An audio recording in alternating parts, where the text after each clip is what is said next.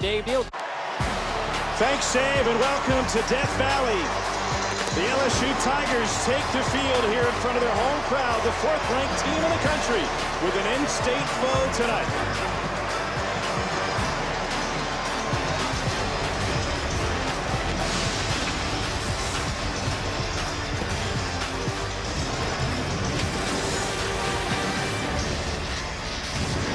Welcome to SEC Saturday night, and there is a sense of excitement and energy around this LSU program, the likes of which we haven't seen in years. It is all predicated on promise.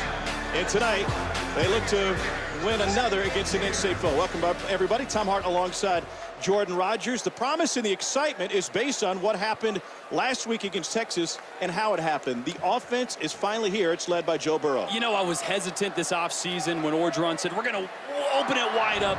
Joe Brady made me optimistic. Last week against Georgia Southern, I felt a little bit more of what this offense could look like. But last week against Texas, this offense arrived, and the quarterback leading the charge, Joe Burrow, stepped onto the Heisman stage with his performance. This offense is electric. Joe Burrow is a different player this year.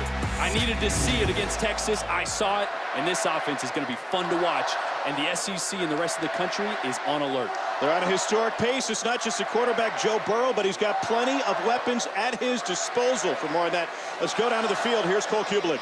Tom, speaking of history made with these LSU wide receivers last week against Texas with 3 going over 100 yards. That had never happened in school history. I asked wide receiver coach Mickey Joseph, why is it different? What's different about this group? He said, you know, honestly, it's really not. It was an unselfish group when they got here, and since Ed Orgeron took over, he's been preaching one team, one heartbeat. He said our room sort of took that mantra on for themselves, and he said, therefore, they're not a group that understands that there's one football. They're not going to get it on every play, so they're okay running defensive backs off and doing little things that are going to help other receivers in that room have opportunities. Justin Jefferson and Terrace Marshall were 2 of those receivers that went over 100 yards last week. We'll see a lot more of them tonight. All right, Cole, thank you. So LSU undefeated 2-0, a top 5 team in college football. Their opponent tonight is one that has never beaten LSU. Northwestern State is 0-11 against the Tigers. They're 0-2 on the season. If you're Northwestern State, what are the goals for tonight? Well, it's still in the middle of a rebuild for this program, but if you're one of the better players at Northwestern State and in the Southland Conference, you probably were a little overlooked in high school, and this is your chance to kind of measure yourself up against the talent at LSU and everybody else. You get to tell your kids for the rest of your life you played at Tiger Stadium at night in Death Valley. Well, this was the scene before the game today.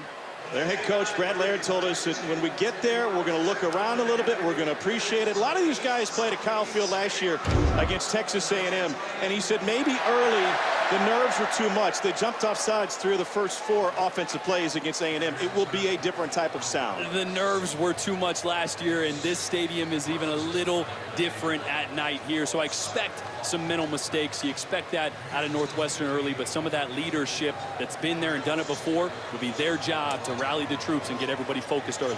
You heard the coin toss. LSU won it. They've elected to defer, so Northwestern State will receive. The Northwestern State offense that wants to put the ball in the air a lot. Their quarterback leads the FCS in completions per game. And they know, look at this, they're going horns down still. Looks like Joe Burrow's dad started a trend. Clyde Edwards-Helaire continued it for LSU.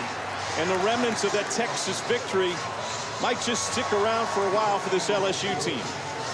Thanks to that win in Austin, they have one of the most impressive, if not the most impressive, early season resume of anyone in college football. And if they can stay perfect, Ed Orgeron's team, himself a Northwestern State product, will take another step towards what they hope to be a championship season.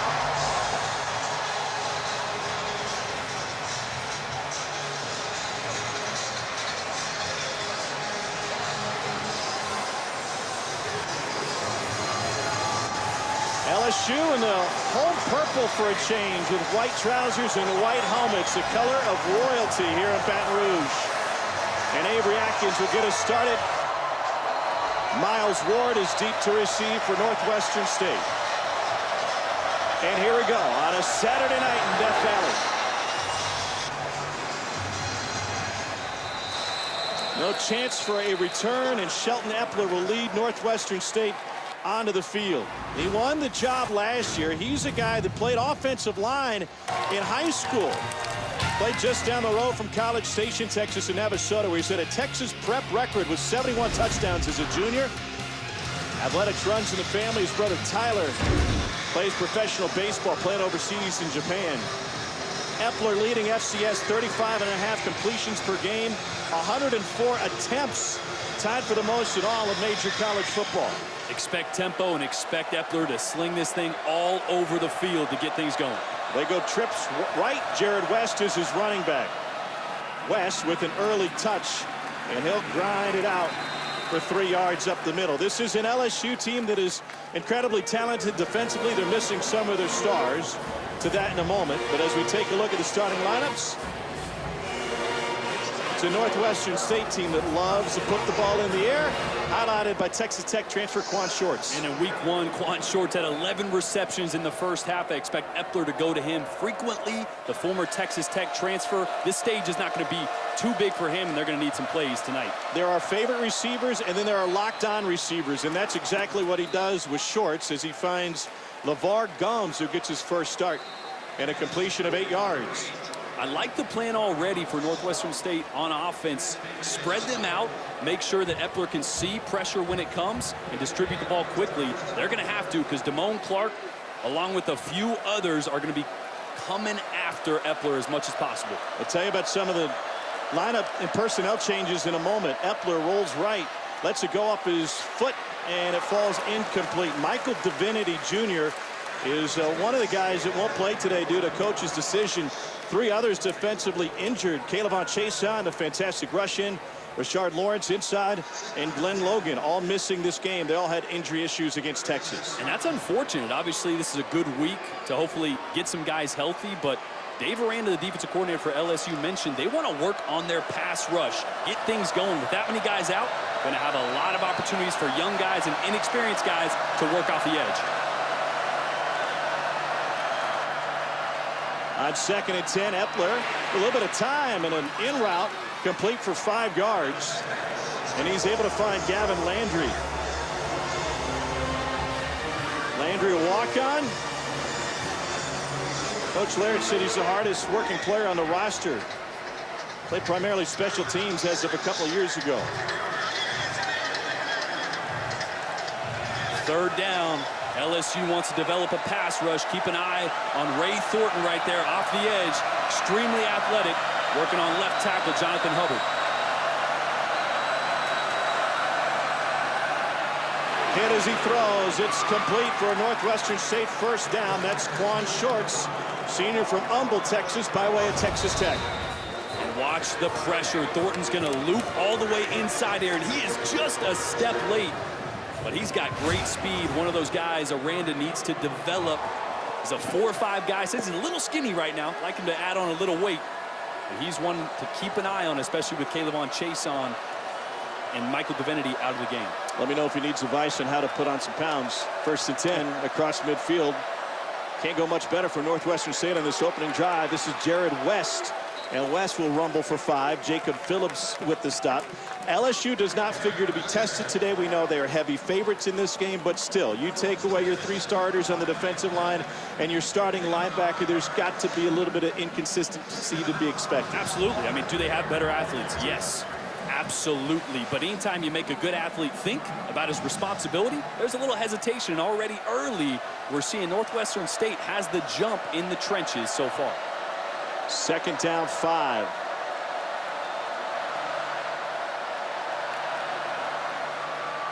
And they're going to run it, needing 5, and they will get it. A 1st down run again by Jared West. And he's able to pick up 6, needing 5. So I told you about some guys inactive today, mainly due to injuries, but others missing due to coach's decision, including Michael Divinity Jr., Jamar Chase, and the tight end Thaddeus Moss. As this team looks for a dominant pass rusher outside Caleb Chase on, it was going to be Michael Divinity, but that's what I'm watching for tonight. Who's going to step up? Ray Thornton, Damone Clark, and some others have an opportunity.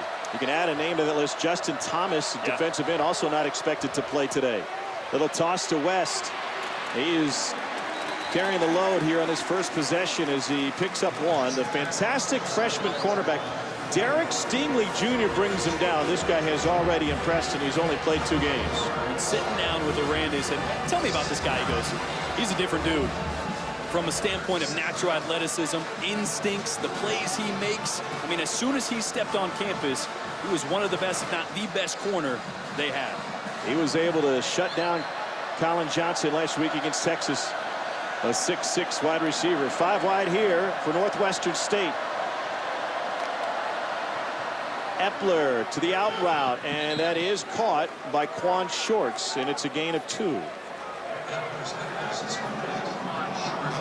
So if there's a concern for this LSU defense, Texas may have exposed it. A couple elements to it: the inability to get to the quarterback, and then the inability to slow down a passing game. And it really starts with affecting the quarterback. Obviously, Ellinger last week, his ability to run the football, slowed that down a bit. But as LSU mans up across the board, this is where Shelton Epler needs Quan Shorts to make a play. Epler looking that way, goes to Shorts. It was wide, and it's incomplete. Coverage by Kerry Vincent Jr. And the 4th and 7 now for Northwestern State. They're going to leave the offense on the field. That was another twist on the outside for this Dave Aranda defense. The 3rd time that he's run it today. You want to know how you find a pass rush? Sometimes it's going to be games, not just guys winning one-on-ones. Northwestern State 3 of 6 on 4th down this season. Why not? Ray Thornton got to the quarterback last 3rd down. Keep an eye on him here on 4th. Epler incomplete, trying to find Shorts again. That time Damone Clark brought the pressure. The Northwestern State with a promising opening drive, but they turn it over on downs. We'll see Joe Burrow and this LSU offense on the field right after this.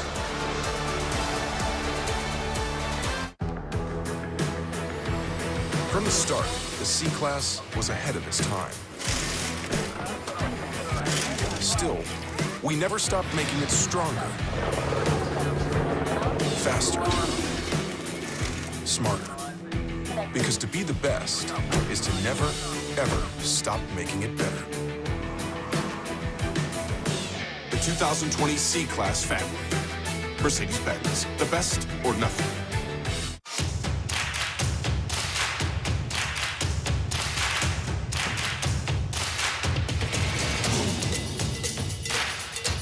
Gear up for fall at Academy Sports and Outdoors. I'm a tailgater tailgating to get to my tailgate. Now, it might not get me there any faster, but hey, it gets me ready for football. Let's tailgate. I can't go anywhere. But you're so busy watching me tailgate that you don't see the one in front of you. And your cut rate car insurance, it might not pay for this. So get Allstate and be better protected from mayhem. Like me.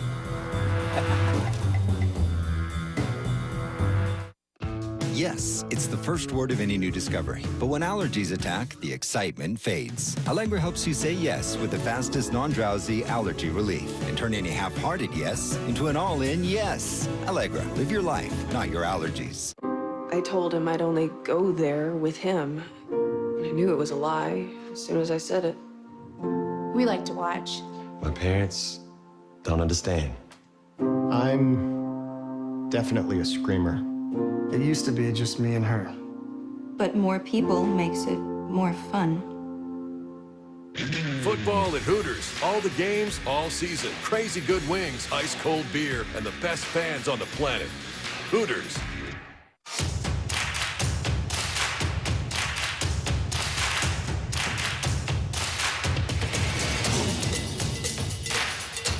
Gear up for fall at Academy Sports and Outdoors.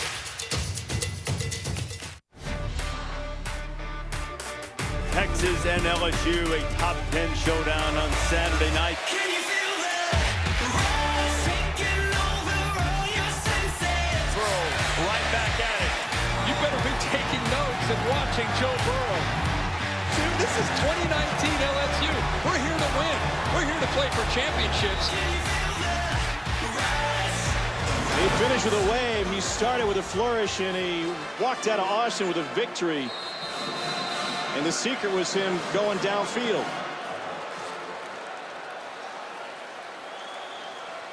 Joe Burrow second in school history with 471 yards against the Longhorns last week, and he picks up right where he left off. A diving catch by tight end Stephen Sullivan.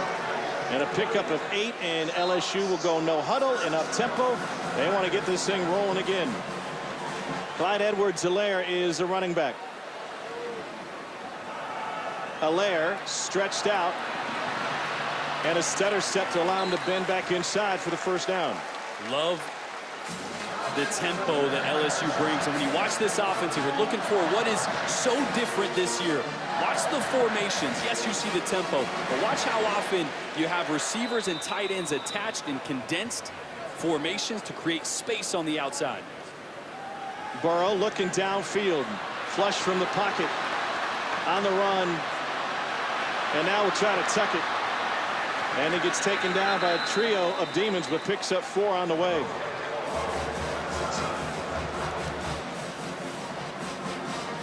That time trying to take a shot downfield, and that's another thing that's different. Last year, a lot of play action from under center, 2- and 3-man combinations. This year, you'll see 4, 5 wide receivers and a running back in routes at the same time, which gives Burrow the opportunity to stress the entire defense. And already you see one of these bunch condensed formations to create space. Edwards-Helaire change of direction in the backfield. Showed you the graphic earlier, but a reminder, Burrow is without a couple of weapons offensively. Wide receiver Jamar Chase, tight end Thaddeus Moss, both being held out of this game by head coach Ed Orgeron. With Thaddeus Moss out, you're going to see number 10, Stephen Sullivan, in the game quite a bit. 6'5", 242 pounds here. He is a weapon, a guy they can have in at tight end or split out at receiver. And there's going to be a mismatch wherever he lines up. Sullivan got a lot of work in practice on Thursday. He's trying to clear the way, and they go over the middle, and that's caught and hauled in by the senior tight end. It's a pickup of 9. This is a levels concept. We're going to see this a lot. You got 2 under routes crossing, a dig right behind it. That's one of the reasons that Joe Burrow has targeted the middle of the field so frequently, something Joe Brady brought to this offense that's new this year. It's a brand new offense for LSU. Burrow pulls it back, waiting for the play to develop. Sideline shot and incomplete. And flag coming. Joe Burrow told us that a week after the bowl game, after Brady was hired, they called him into the offense and they handed him the new playbook. He said, I flipped the first page. He said, that's new. Second page new. Third page new. Fourth. Whoa, this is not a refinement. This is a reload. And that's really what I think everybody, including myself and all the LSU fans this offseason, have wondered, just how different was it going to be? Pass interference on the defense. 15-yard penalty from the previous spot. Automatic first down. This is a throw that Burrow will want back. The good job not overthrowing. You never want to overthrow a guy, but you get that ball up, you allow Sullivan to use his 6'5" frame. I was so impressed with the receivers able to make plays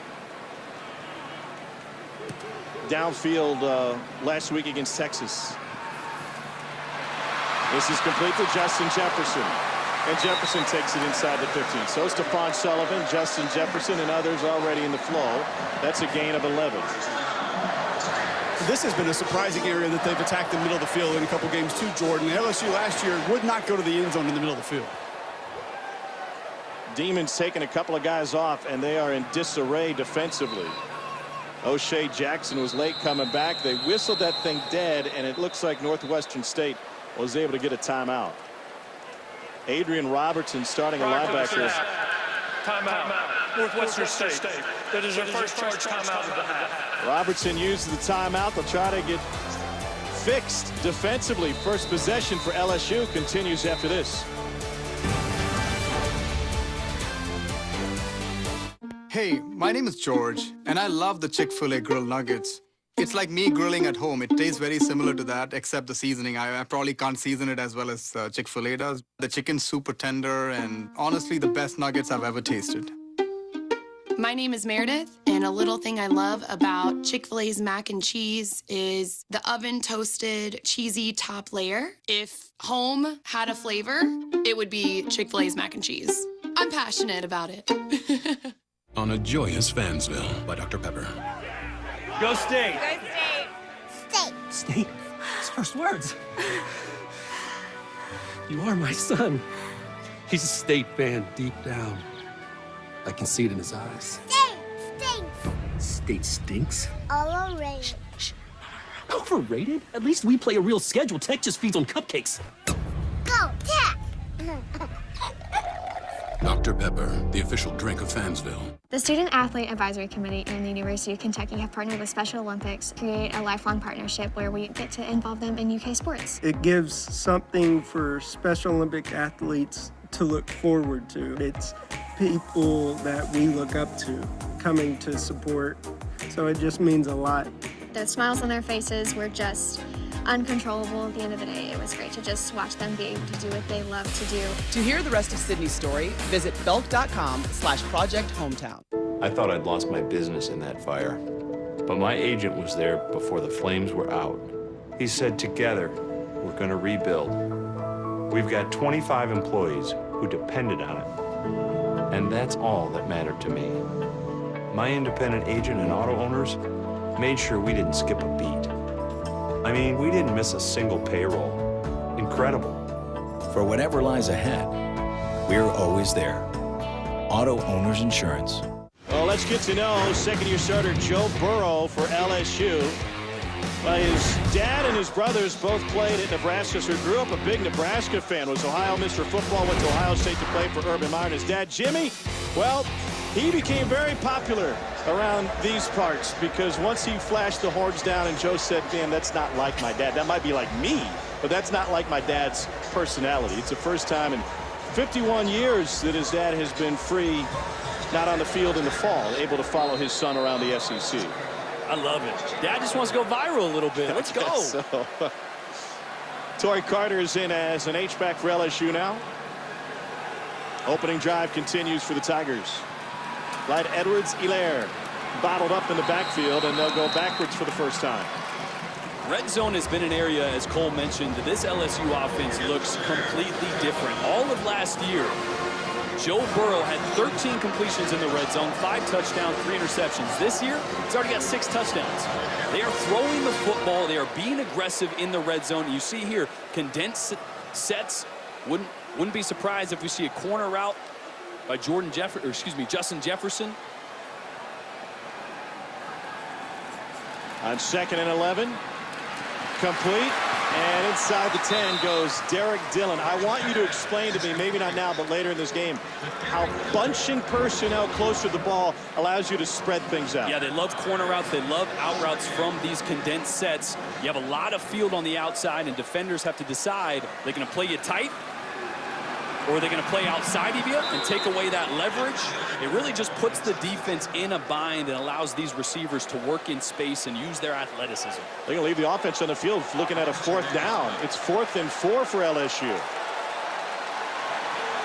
And Ed Orgeron says, let's use the timeout. And let's think about this. Timeout. LSU. Joe Burrow Timeout of the half. is a quarterback with confidence. And if you ask him, I bet he'd say, let's stay on the field. Forget about the first down. Let's pick up a touchdown. What can Joe Burrow show in this game to build off of Texas, given the opponent and the expectations? I think just continued growth and consistency. That's one thing last year. He had the talent. You saw flashes of it. There was just inconsistency, and when you watch film of last year, some of that's on Joe, a lot of that's on the offensive scheme, the youth at receiver, youth and inexperience up front. There's a lot of blame to go around, but I want to continue to see consistency because I think this offense sets him up to use his strengths the best, and that's why we saw the performance that we did last week. 26-yard attempt for Cade York out of McKinney, Texas. He was 3 for 3 against Texas in his home state last Saturday night. And he bangs that one through as LSU is able to score on its first possession. There to cap a lengthy drive, and it's 3-0 Tigers. It must be my lucky day. Hear me say, da da da.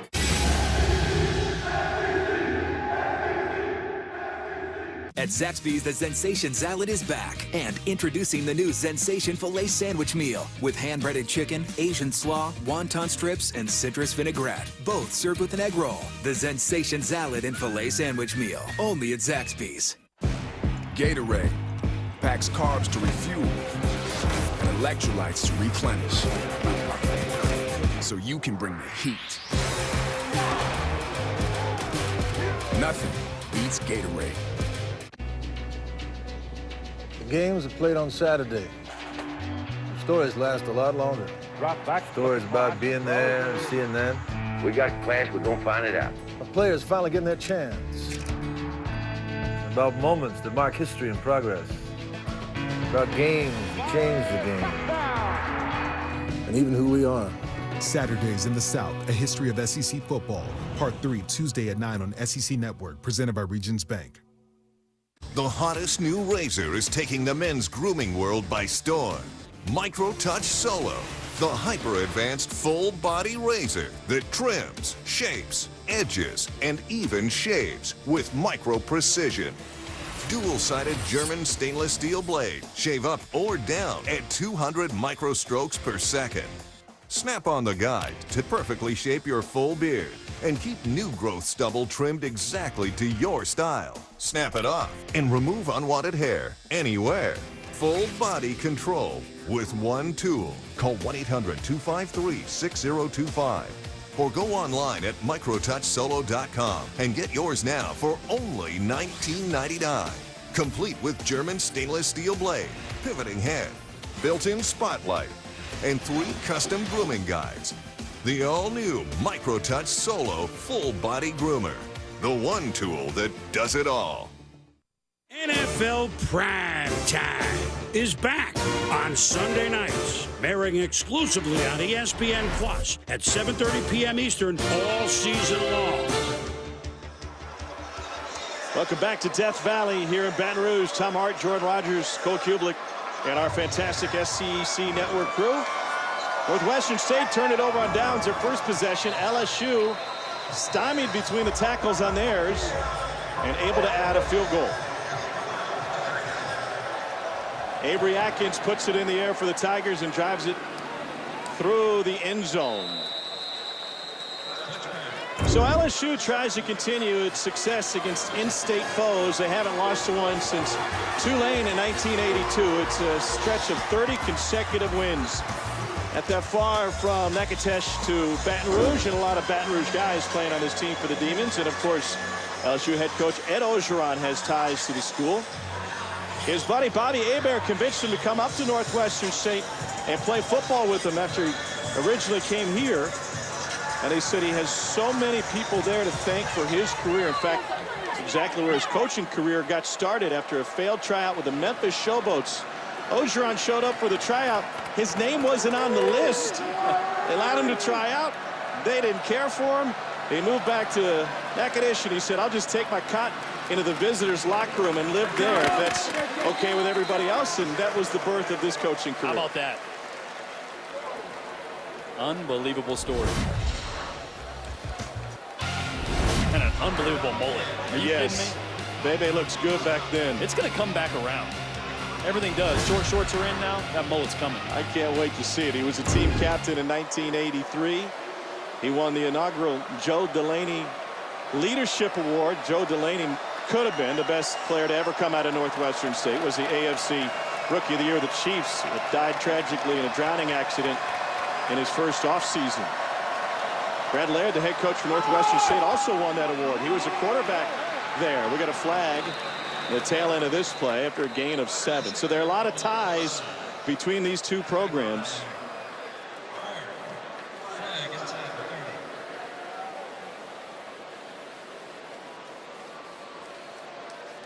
Michael Moten is our umpire. Lee Hedrick, our referee.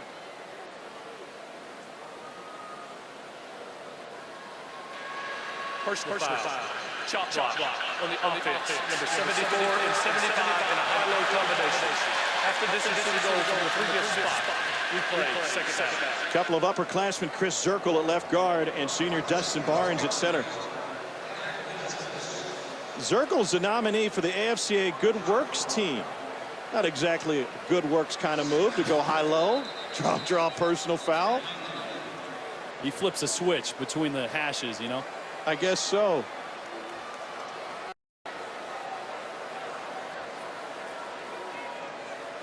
I'll give Zirkle credit. That is an offensive lineman kind of name. They're watching it on the big board. Zirkle and Burns. It might not be Zirkle.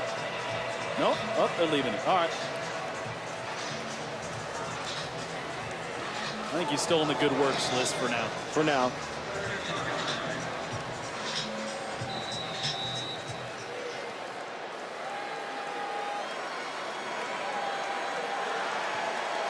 Second and 19.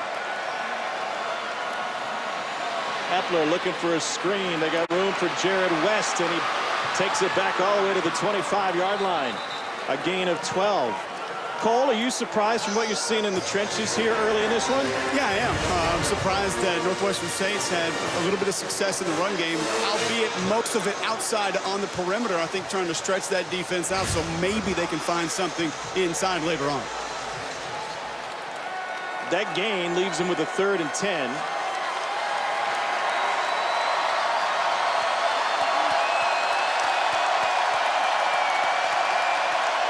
Four-man rush. Epler, strong arm, complete pass midfield, and a Demons first down on a 28-yard strike to Akile Davis, the transfer from BYU. That is a great play design.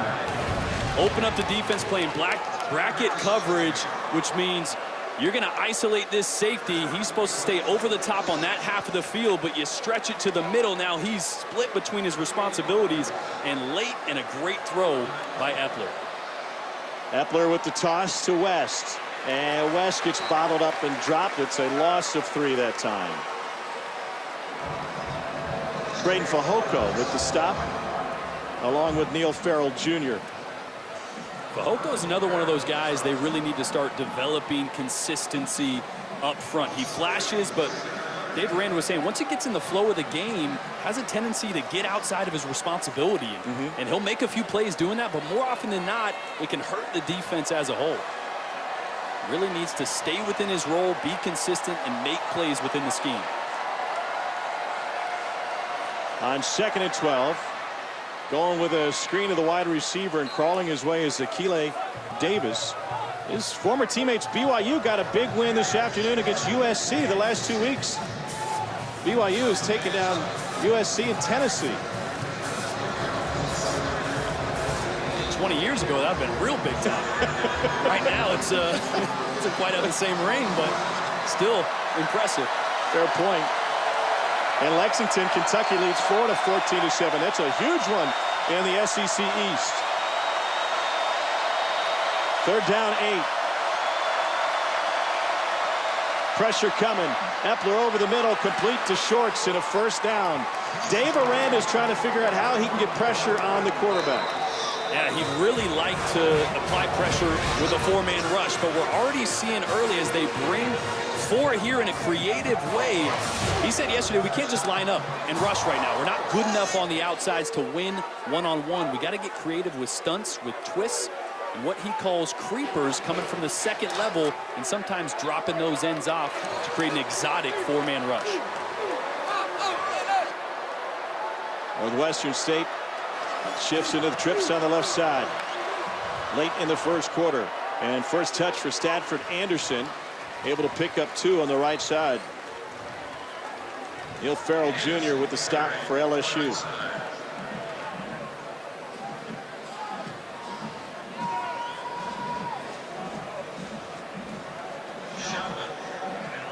First stringers Glenn Logan, Rashard Lawrence, and Calebon Chason, all on the defensive line, out for LSU in this one. Also missing linebacker Michael Divinity Jr. 2nd down, 8. Epler with a check.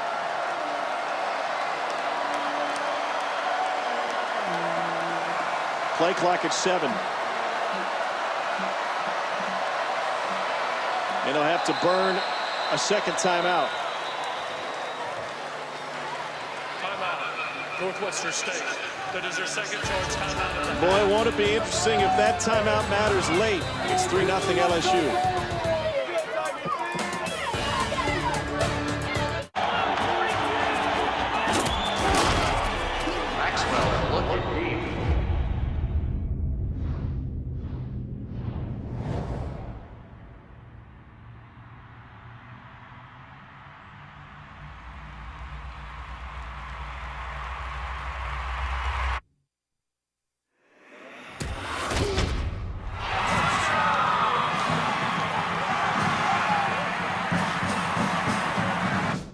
Right now, at any Napa Auto Parts store or Napa Auto Care Center, get $20 back when you replace 3 filters: oil, air, and cabin air. Do it yourself or have it done for you. That's Napa Know-How. Napa Know-How. I had my dream career and loads of student debt. So I went to Credible.com and in 3 minutes had actual rates from multiple lenders, and I saved thousands of dollars. Visit Credible.com to see how much you could save on your student loans. Dory Noka in studio. You've got to watch the catch from Ahmad Wagner. Sawyer Smith, first start for Kentucky, throws it up. Wagner somehow brings it in to tie the game against Florida. Kentucky has since taken the lead, looking for 2 straight wins after 31 straight losses. Sorry, thanks. Go figure in Kentucky. It'd be a former basketball player making a big play on the football field. Great crowd at Kroger Field tonight in Lexington. Out of the timeout, Shelton Epler and Northwestern State looking at a 2nd and 8, their second possession of the night.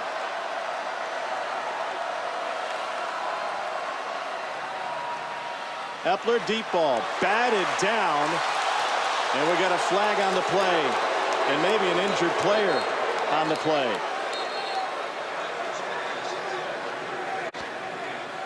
Todd Harris was able to make the play, but he immediately went down looking like he's grabbing his right knee. Pass interference on the defense, number 4. 15-yard penalty from the previous spot. Automatic first down. Student section disagreed with the call. Just a little bit. Here's a look. I'm going to say he just initiated contact a little early.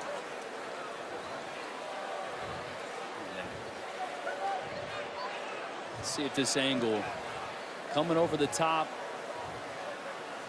You know, it's really, I don't think it's so much as the contact as maybe the back judge there sees that left hand wrapped around the shoulder of the receiver. There's not a lot of early contact. It's a really good position that Todd Harris was in. And not even that arm affected too much, but if a ref sees that arm up on the shoulder of a receiver, probably going to throw that every time. Jack Marucci and his athletic training staff tending to safety Todd Harris. It's a secondary that struggled last week against Texas. They gave Sam Ehlinger time to throw, and he took advantage of it, full advantage of it. I think Christian Fulton, Grant Delpit both didn't have games that they'd probably be too proud of. I mean, they had good moments, and really it wasn't that bad. I mean, Texas made some plays on the outside when they had to on 50-50 balls, and anytime you have a running quarterback, that adds another wrinkle to the defense. So a few things need to get cleaned up, but still a lot of positive to take away from the direction this defense is going. In the secondary, although they still have a lot to figure out with this pass rush and how they can affect the quarterback down the road in the SEC, which they're going to need to do. Todd Harris will be helped off the field. Texas Saturday night was able to score in 7 of their last 8 drives and turn that thing into a Big 12 shootout. Made for great television ratings. Not good for defensive coordinators. After the penalty, first down. Epler looking in zone, fires, Cron shorts, has it. Touchdown, Northwestern State. It's the first ever score for Northwestern State in the history of this series. First ever touchdown, excuse me, comes in the 12th meeting, and it's a 17-yard strike. Wow. How about Northwestern State? Brad Smiley, the offensive coordinator, has come in here with a great plan. Had a trips cluster to the field here.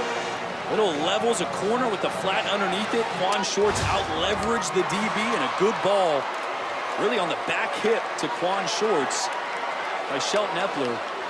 Made that happen. Northwestern State have been outscored 516-3 in this series history before that drive. And now the Demons, Brad Laird's squad, have an early lead. Quan Shorts wants to see how he stacks up against SEC competition. Looks pretty good early. Former Texas Tech wide receiver saying, you know what? I can play on this stage. I've done it before. And a great ball. Great location by Shelton Epler.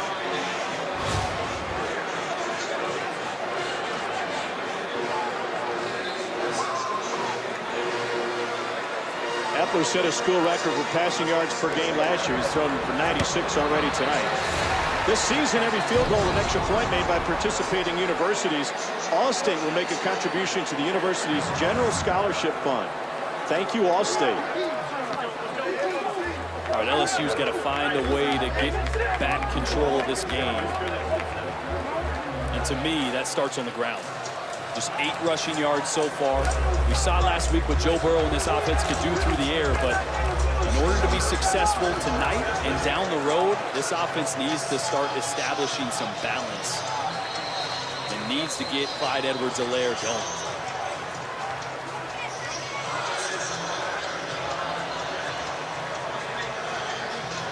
Daniel Justino will put it in the air for Northwestern State. Edwards-Helaire back to receive. Edwards-Helaire will bring it out. He's got a hole on the left side. And he bounces it to the outside before going back in. He'll take it out past the 30. That'll help. A bolt of energy. LSU had a 10-play drive on their first possession. They just came up short. Well, they had to settle for the field goal.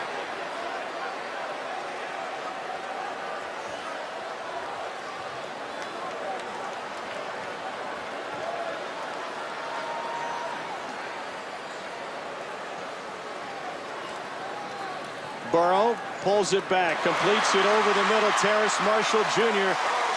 to midfield on a 20-yard strike. In the first quarter, will come to an end with LSU trailing Northwestern State, the 4th-ranked team in the country, surprisingly behind on their home field to the Demons.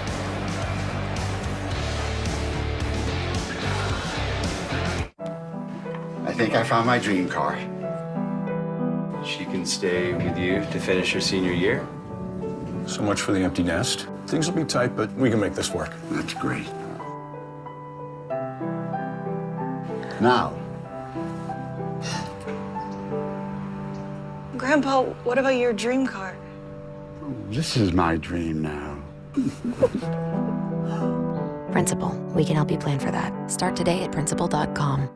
Yes, it's the first word of any new discovery. But when allergies attack, the excitement fades. Allegra helps you say yes with the fastest non-drowsy allergy relief and turn any half-hearted yes into an all-in yes. Allegra, live your life, not your allergies. Oh, great presentation, Tim. Could you email me the part about Geico, making it easy to switch and save hundreds? Oh, yeah, sure.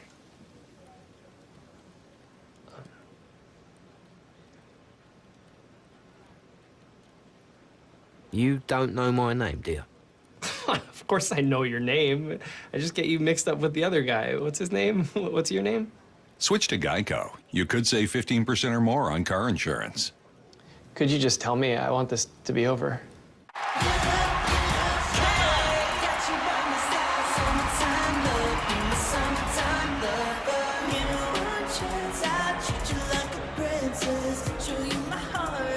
Are we supposed to dance? Boy bands without dancing are just okay. Get a better than just okay unlimited plan with Spotify Premium included on America's Best Network. Only from AT&T. More for your thing. That's our thing. On a nurturing Fansville by Dr. Pepper. Do you know what time it is? It is 7 p.m. We crushed Tech by 40. You should be out there celebrating. Let me smell your breath. Not a trace of Dr. Pepper. Look what you're doing to her. Why aren't you celebrating? We are. We're about to take a victory lap with the Streakers. Hey, Mr. and Mrs. Streaker. Hi, CJ. Great game, huh? Dr. Pepper, the official drink of Fansville. Who do you think of when I say hero? Is it someone in a cape, or is it someone you know? In SEC country, being a hero means tutoring a struggling student, feeding hungry neighbors in your community, or showing up at a hospital to make a child's day a little brighter. Heroes are all around us, and Belk wants to celebrate them with what we're calling Project Hometown Heroes. We'll show you everyday heroes that are strengthening the communities around the SEC. Now, who do you think of when I say hero? Learn more at belk.com/Project Hometown. Yes, it's the first word of any new discovery. But when allergies attack, the excitement fades. Allegra helps you say yes with the fastest non-drowsy allergy relief and turn any half-hearted yes into an all-in yes. Allegra, live your life, not your allergies.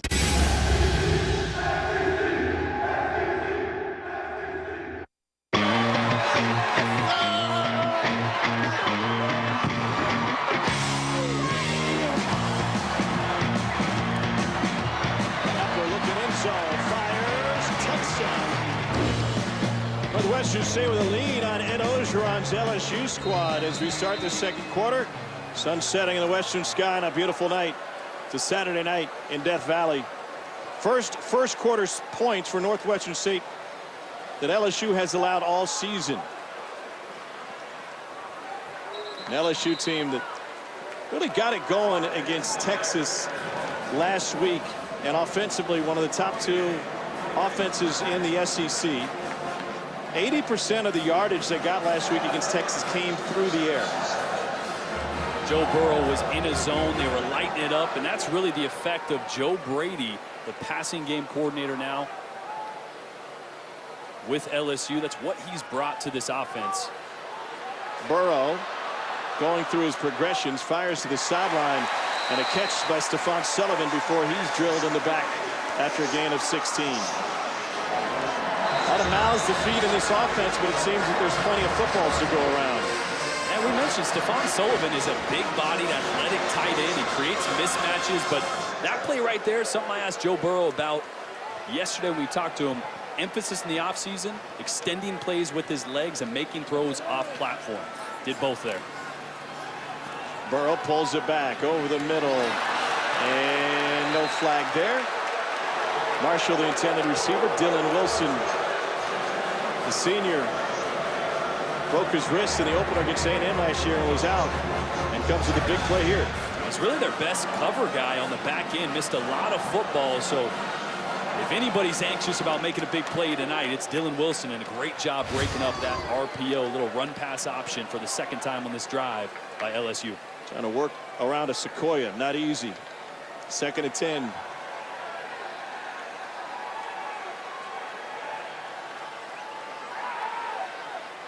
Burrow comfortable in the pocket. Another strike to the edge. Terrace Marshall Jr. picks up 14.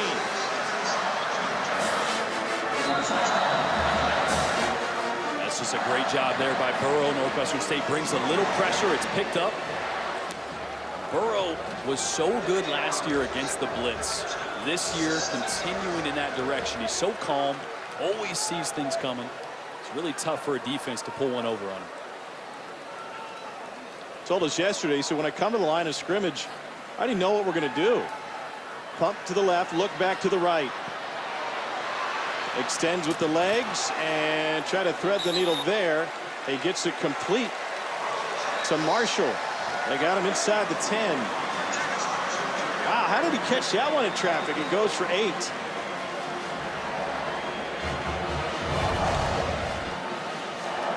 Try a little pump and go. Remember that out route they completed on the other end of the field? They tried the out and up. Didn't have it. And the ruling on the field is a catch. The previous play is under review. His feet were definitely in. Can't tell from that angle if the ball hits the ground, but it sure didn't look like it to me. Ken Switzer is a replay official. He'll take a look at it, along with help from the video center in Birmingham. Look at this. Line to gain camera right on it.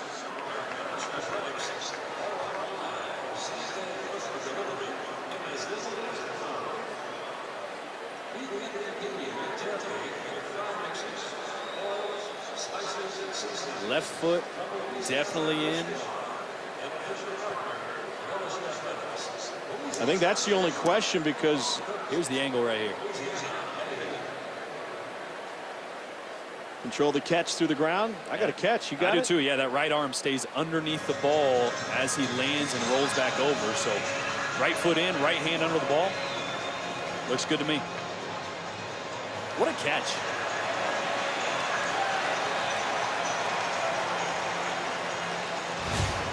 Keeping that knee off the ground, that was crazy. After review, the ruling on the field is confirmed. It is a catch. What kind of confidence you think Joe Burrow has in his wide receiving corps? Supreme confidence in every single guy out there. I asked him yesterday, who's your favorite guy to throw to? He goes, I don't know. Just depends. He's like, I really got confidence, honestly, in all these guys, and it didn't feel like a PC answer to me. You know, it didn't feel like he was just saying it because it's the right thing to say. I think he's truly confident in everybody out there, and already Stephon Sullivan, I think, is climbing that list as well. Marshall, 6 catches, career high against Texas. Of those 6 catches, 5 first downs and a touchdown. Burrow's going to take off, looking to turn the corner, and it gets dragged down inside the 5 after gain of 5. Ryan Reed with the tackle for the Demons. Trying to go inside zone, caught some movement up front from that Northwestern State defensive line. Tempo, Edwards-Helaire dances to the outside and into the end zone. It's a 4-yard touchdown run for Clyde Edwards-Helaire.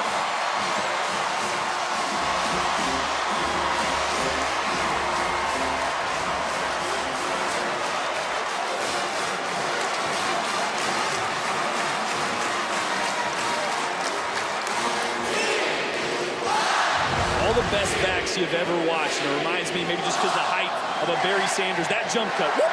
Hey, see ya. That's something you either got in the bag or you don't. He's got it. Cade York pounds it through. LSU reclaims the lead on Northwestern State. Clyde Edwards-Helaire, the junior from right here in Baton Rouge at a Catholic high. And the Tigers are up by 3.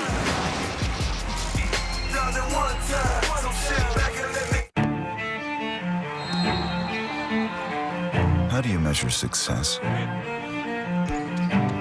In points? In wins? Or trophies? At Shelter Insurance, we measure success in the quality of our products and services, in how we support our communities, in being there when you need us most. We're your shield. We're your shelter.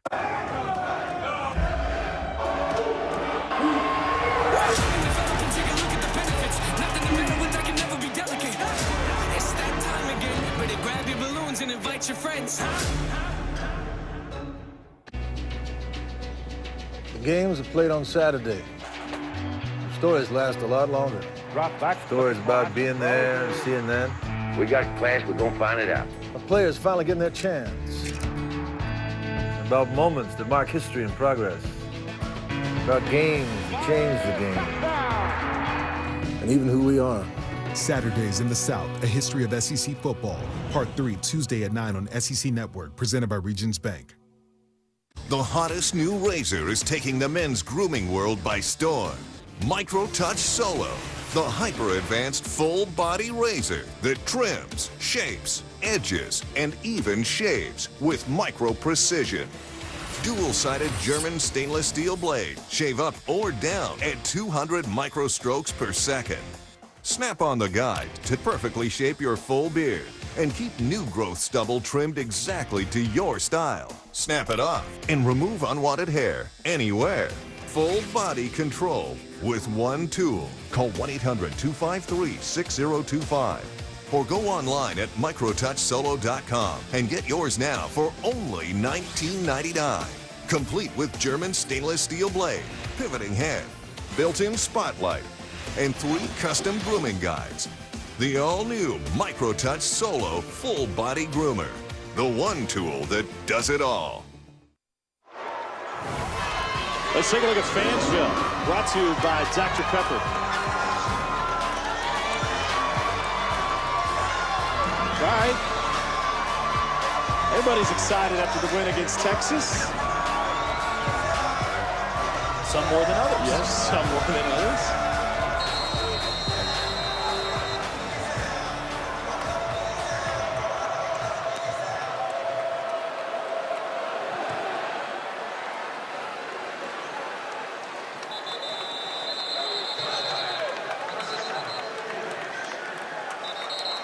Shane Epler for Northwestern State has started this game 9 of 12 for 96 yards. There we go, baby. There we go.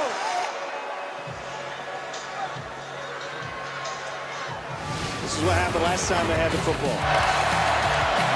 Done a great job of mixing things up, attacking the middle of the field when it's there, getting the ball quickly out of Shelton Epler's hands. They've worked every area of this field from sideline to sideline, and I love the tempo and the formations that Brad Smiley, the offensive coordinator, is getting them in and out of.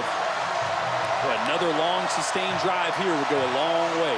That'll count as a pass and a sweep to Miles Ward, and he got depleted. Woo. It's Amon Clark in Michael Divinity's spot, angling for more playing time. He's one of the guys they're trying out on the edge. He's been a stack inside linebacker, but showing the speed. And Orville told us he's a legit 4'6" guy. Yeah. At 240. Last I checked, that's good. First career start against Georgia Southern. Had 9 tackles, playing in Divinity's spot then 2. On a 2nd and 8.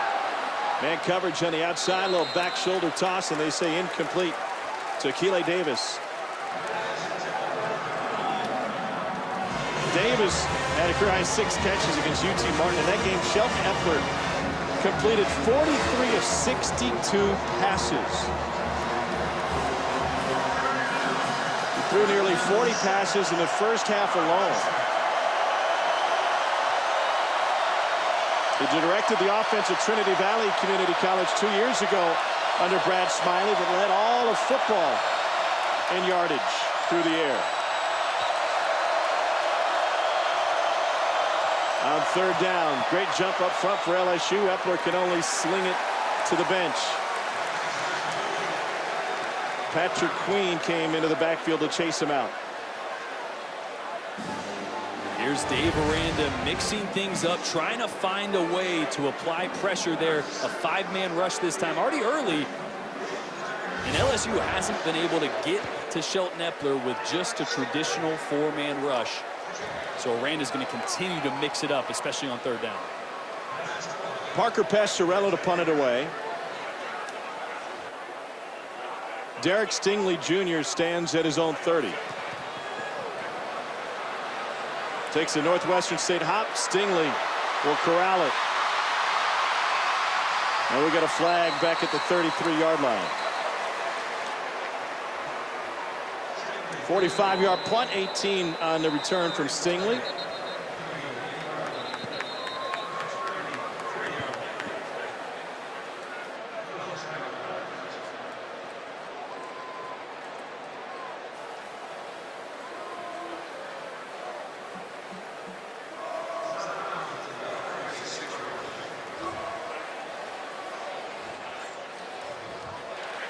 During the return, holding on the receiving team, number 11.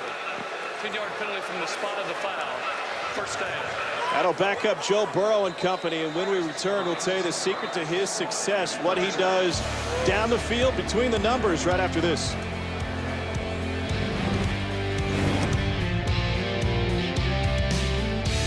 Family Taco Night is a heartburn night you can plan for. But surprise pizza at the office means heartburn you didn't expect. Zantac works when you need it. It relieves or prevents heartburn in as little as 30 minutes and lasts up to 12 hours. Zantac. Eat your way, treat your way.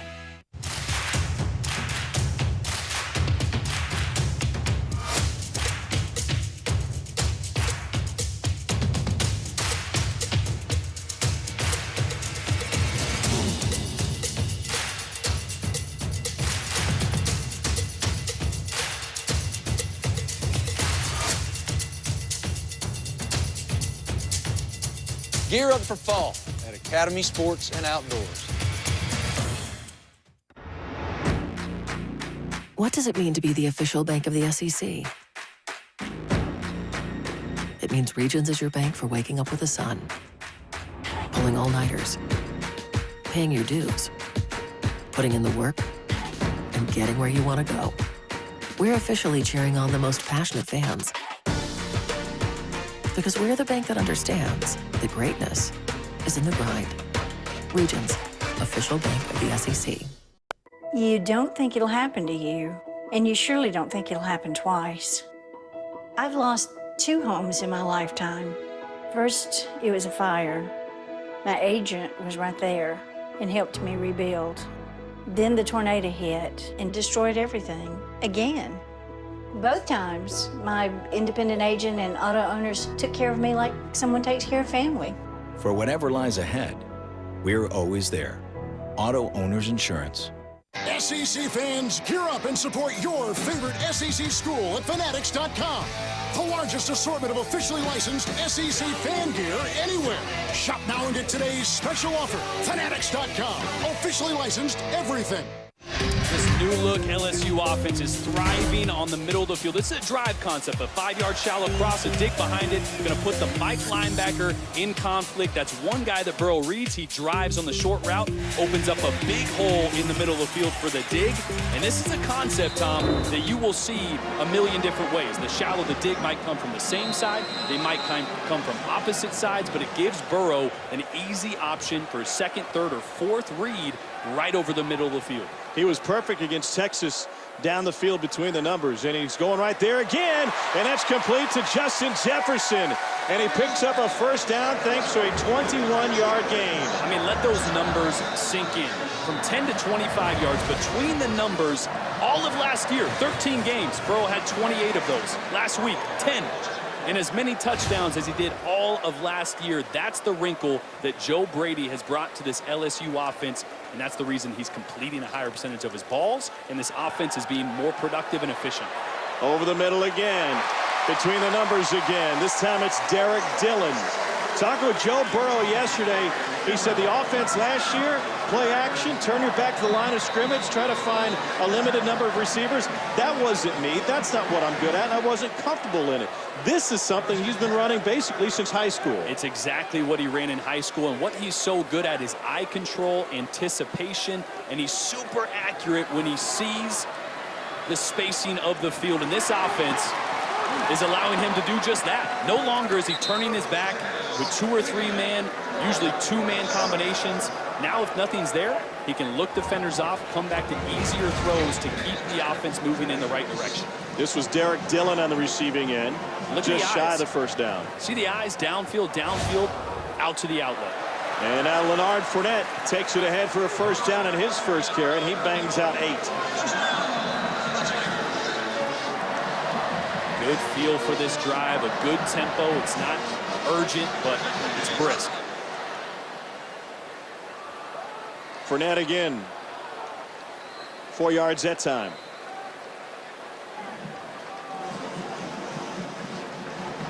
I'm sure Joe Brady and Steve Ensminger would love to establish the run, even though they've had plenty of success through the air. They're going to have to find balance. It's great when you can throw the ball all over the yard, but in the red zone and in big games, balance is crucial. Missed assignment up front. Cole, what happened? You got a couple new edge defenders in the game, Tom, and obviously they're excited to try to rush the passer. They're trying to get upfield, but we've seen a lot of pass plays from Joe Burrow tonight, and obviously they continue to come up. You try to run a quick toss to that side. Offensive tackle doesn't get a reach block, doesn't get his hat across. It's going to go for a no gain. Sadiq Charles not available tonight for LSU. Lloyd Cushenberry, the center, the anchor of the line now. 3rd down, 12.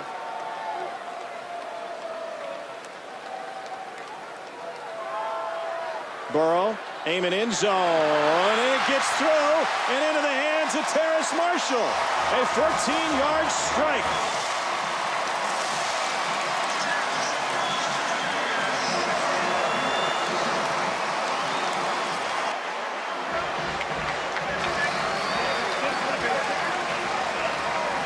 he was throwing to? I don't know. For a second, it looked like he was looking for number 10, Stephon Sullivan, up the middle of the field. Yeah, Sullivan's feet failed him. He was stumbling, and it ends up going to Marshall. And Burrow went immediately to Marshall almost to, I don't know, clear things up. But well, talking with him, and as you lay out the levels concept, what I love about what LSU does is when he needs to go to his progressions, they're all right there in front of his face. And that makes a quarterback so comfortable. You see this. He's looking at Sullivan. Look at that. But hey, when you're lucky, I'm good with that too.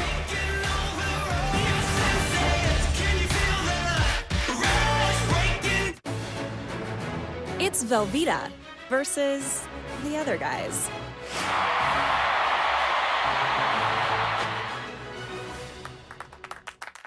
Clearly, nothing melts like Velveeta. I'm a parking guy, and on game day, my moves are my moneymaker. And the more cars I stuff into this yard, perfect, the more money I make. Seriously? Come on, pal, you got this. There you go. Got room for one more? Oh, yeah, right over there. Hey, cheap parking. Get what you paid for. And if you got cut rate car insurance, you might end up paying for this yourself. So get Allstate and be better protected from mayhem. Like me. Yes, it's the first word of any new discovery. But when allergies attack, the excitement fades. Allegra helps you say yes with the fastest non-drowsy allergy relief and turn any half-hearted yes into an all-in yes. Allegra, live your life, not your allergies. On a joyous Fansville by Dr. Pepper. Go State. Go State. State. State? His first words. You are my son. He's a State fan deep down. I can see it in his eyes. State stinks. State stinks? Overrated. Overrated? At least we play a real schedule. Tech just feeds on cupcakes. Go Tech. Dr. Pepper, the official drink of Fansville. The new sporty GLC. Come on, it's so late. Great. It fights traffic. I told you. Oh, it's fine. We'll never fail. It fights tension. It's that one. I don't know. Prepare to turn right. It fights confusion. Did you take my phone? Passenger light on. It even fights fighting. Innovation that keeps people together. The 2020 GLC. Mercedes-Benz. The best or nothing. The Student Athlete Advisory Committee and the University of Kentucky have partnered with Special Olympics to create a lifelong partnership where we get to involve them in UK sports. It gives something for Special Olympic athletes to look forward to. It's people that we look up to coming to support, so it just means a lot.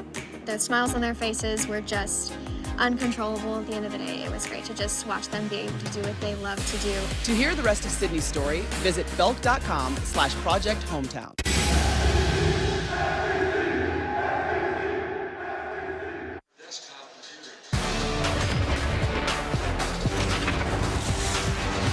You're watching SEC Saturday Night.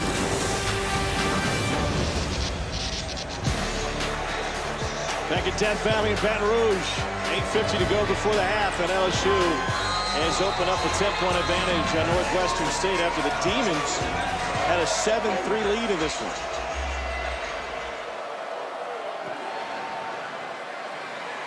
No chance for a return.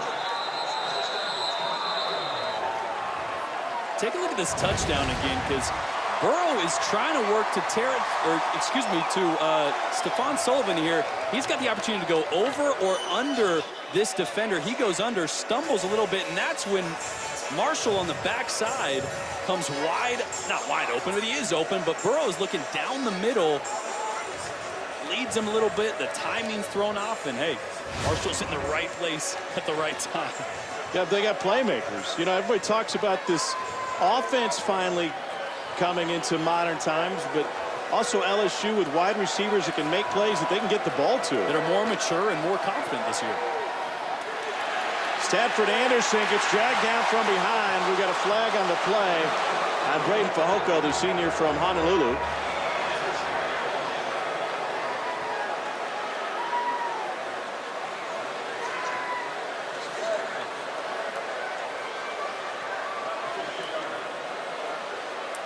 Elsewhere in the SEC, Kentucky leads Florida at the half for the first time since 2003.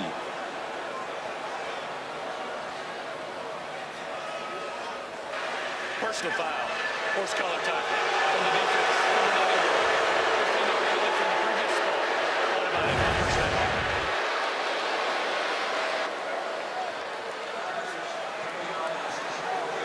That's the thing. It doesn't have to be all the way in the pads. It can be right on that name across the back.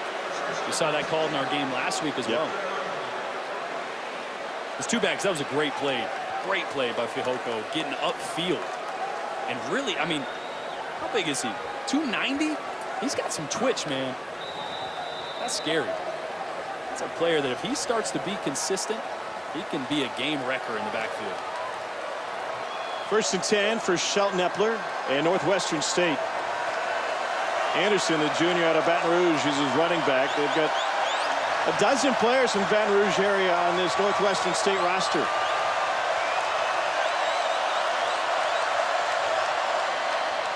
Nearly intercepted.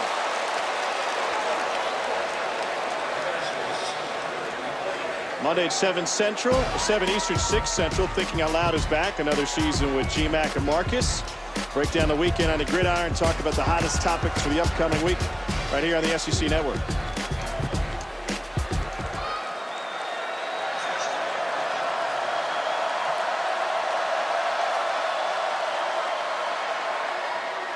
That one's complete. Well, Dave Aranda's trying to figure out his defense, and he told us earlier that all the plans he had in the offseason kind of went by the wayside as they try to figure out who they are. And so in honor of Aranda, let's reference the Greek philosopher Heraclitus. No man ever steps into the same river twice. Meaning who he thought this defense was, it might be some of the same players, but they're different now. They're different because there's different people around them. Aranda is a thinking man's coordinator. And so he's been hard at work trying to figure out how do we get pressure on opposing quarterbacks? What do we need to do to be successful, not on this Saturday night, but in the SEC? On 3rd and 4, complete, and that is good for the first down. Tom, I thought it was interesting how Dave Aranda told us you can't be 1989 anymore. And I kind of asked him, like, why the year, why that? He said, 1989, you pretty much went out, you played base defense. If you were better than the other guys, you ended up winning the game. Or your side of the ball won the football game. He said you can't be that anymore. I thought it was going to be an Andre Ware reference and start talking about defending the run and shoot. And without key players up front and at linebacker tonight, but still doesn't stop the mission of improving this defense. Over the middle, that's complete, and bouncing off dudes and running for a first down. Northwestern State able to go to the tight end for a gain of 17. And part of that evolution, I mean, traditionally at LSU, you can say we got better athletes, we're going to man you up on the outside, we're going to play single high, and we're going to be better than you. But it's not that LSU is lacking as much as in this day and age, spread offenses, RPOs, you have to have other ways to defend against that. You can't just play man coverage. There's too many ways the offense has an advantage. They go back to Anderson, and he picks up 7. So what is the strength of this LSU defense right now? I still think it's in the playmaking ability on the back end with Delpit, Fulton, Stingley. So they have the ability to go man. But there's going to be a couple teams down the road with 3, 4 wide receivers that are dynamic. You add tempo, you add RPOs. At some point, you can only cover guys so long. Pretty big one playing in Tuscaloosa right now in terms of dynamic wide receivers. They go there on November 9th. And that is a game that will likely determine the season for LSU. They only have 3 on the line of scrimmage. Everybody else back in coverage. Epler fires wide open. Touchdown, David Fitzwater. A 26-yard touchdown pass. And a complete breakdown of coverage here. Man, not sure exactly what happened on the outside there, but there was some miscommunication. Just a double move. Man, Northwestern State answering the bell, Tom. Brad Laird told us, he said, we're going to have to be able to run the ball over the course of this season, but they didn't think they're going to be able to run it tonight. and through the air, they've gotten it done. Here's Scotty Roblo, freshman from Shreveport, for the point after. Northwestern State hanging right there. This is interesting, to say the least. Shelton Epler's thrown for a couple touchdowns tonight. This time he's able to find the wide open David Fitzwater. It's a 17-14 lead with the Demons hanging around on a Saturday night in Death Valley. We think you would really shine in the Aflac program. Aflac? Coach Saban, we have health insurance. Did health insurance pay for everything? No. We still have bills. Aflac gives you money directly to help with those. Aflac? And your deductibles, knee brace, whatever you choose. Aflac sounds like a winner. We try. Get help with expenses health insurance doesn't cover. Aflac is an official sponsor of the SEC. I used to spend my mornings like this. Endlessly scrolling and searching for all the latest sports news. It was not great. But now I have the ESPN Daily. It tells you everything you need to know, what to watch, and much more. One email every morning to get you caught up. Sign up now at espn.com/daily. The hottest new razor is taking the men's grooming world by storm. Micro Touch Solo, the hyper-advanced full-body razor that trims, shapes, edges, and even shaves with micro precision. Dual-sided German stainless steel blade, shave up or down at 200 micro strokes per second. Snap on the guide to perfectly shape your full beard and keep new growth stubble trimmed exactly to your style. Snap it off and remove unwanted hair anywhere. Full body control with one tool. Call 1-800-253-6025 or go online at microtouchsolo.com and get yours now for only $19.99. Complete with German stainless steel blade, pivoting head, built-in spotlight, and 3 custom grooming guides. The all-new MicroTouch Solo Full Body Groomer. The one tool that does it all. Coming right up on the Regions Bank Halftime Report, Dory Doring Chiswick, Tua, remarkable. Mississippi State just short. LSU thoughts, Chiz? I think the pass defense needs to tighten up. Joe Burrow, 12 of 13. Can't believe he missed one. Slow start. They're okay now. See it happen. What do you think? All right, Dory, thank you. What a boost of confidence for this Northwestern State team. Be hanging in here with LSU. And the Tigers, without some key players defensively, but making plenty of mistakes defensively. Let's take another look at that touchdown pass and the busted coverage for the Tigers. A couple things could have happened here. So for one, this could be some form of cover 4 to this side where each deep player has a quarter, and that would mean the linebacker has the flats. But as you see this roll, it looks like the corner is supposed to be man, and a bracket coverage on that inside guy. So they're going to sort that out on the sideline, but obviously linebacker cornerback miscommunication of whether that was zone or man let that slot receiver run completely by everybody. There's Stingley and Trevez Moore on that side. Joe Burrow back to work. And a first down catch by Justin Jefferson. Points of reference last week against Midwestern State, a Division II team. Northwestern State had 7 points and 243 yards the entire game. Tonight already 2 touchdowns and a $188 in just the second quarter.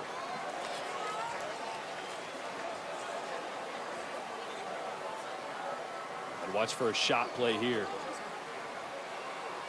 Burrow pulls it back. They almost got him. Rolls out and completes it to Stephon Sullivan. Gain of 19. This is such a good job by Joe Burrow. They're trying to take a shot deep with 2 receivers to the right. Doesn't like what he sees, so escapes. Oh. And he's finding some chemistry with Stephon Sullivan outside the pocket on the scramble drill. That's a couple times they've hooked up on that. Long throw from Burrow that time, all the way out to Dre Jenkins. It's a gain of 7.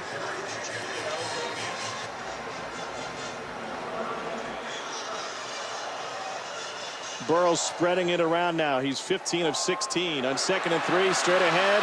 Clyde Edwards-Helaire inside the 5.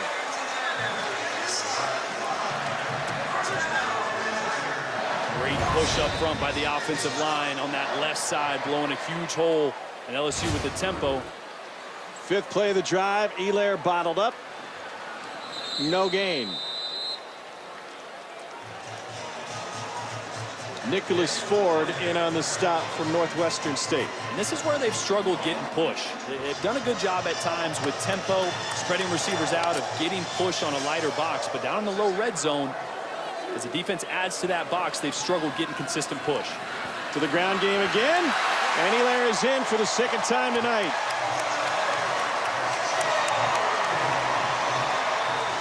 And it wasn't perfect there. But Edwards-Helaire does a great job of getting skinny and finding that hole, which you got to do down in the low red zone. Great run.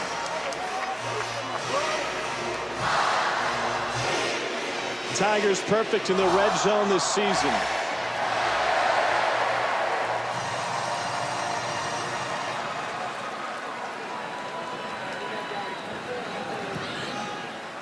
Cade York adds the point after. 10-point lead for Ed Orgeron's squad.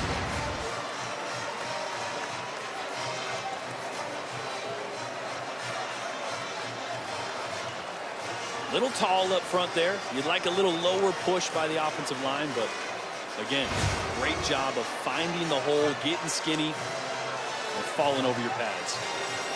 Lloyd Cushenberry, Adrian McGee, center and left guard, doing a nice job climbing to the 2nd level on that touchdown run.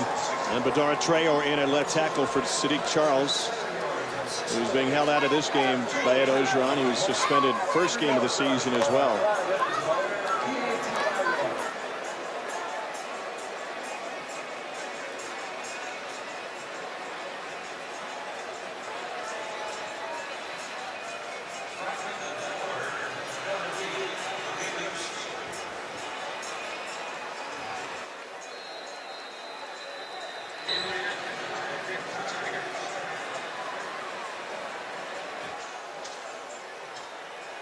.327 to go in the half.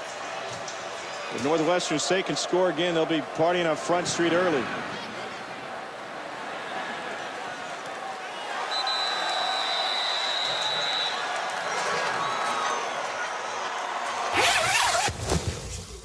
Hey, have you seen Marty?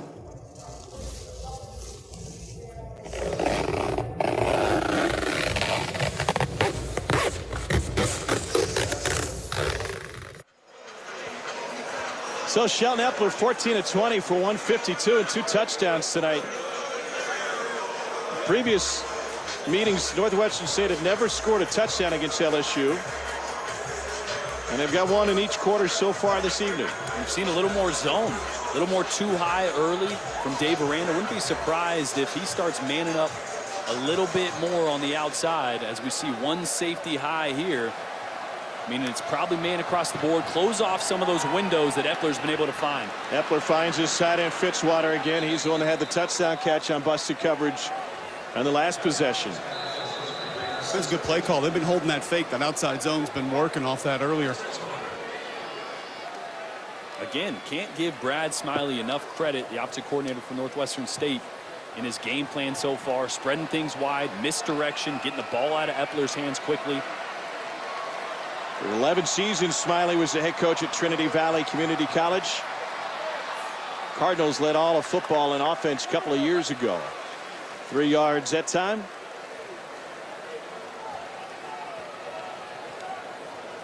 Sadford Anderson and Jared West have shared the running back duties tonight.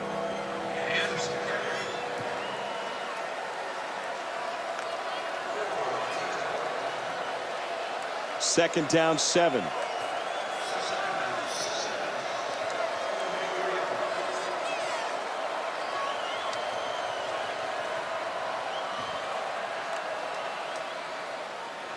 Epler sidearms that one complete. Coming up at halftime, you can watch the live performance of the Golden Band from Tigerland over on SEC Network Plus. Start streaming now on the ESPN app. Good plumes Is that what they're called? Sure. You looked that up. You didn't know that. One time at band camp. Third down, a long 2.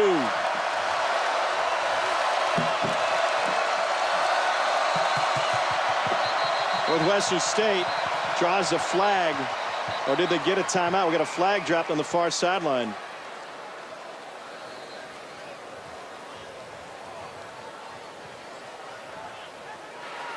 Sideline warning against Northwestern State. That is their first warning of the game. It was one of the guys who signals in the plays on the far sideline who was running up the sideline to try and get in Epler's eyesight to throw in a late play change. And Brad Laird saying, stay back. Can't afford mistakes. Third down 2.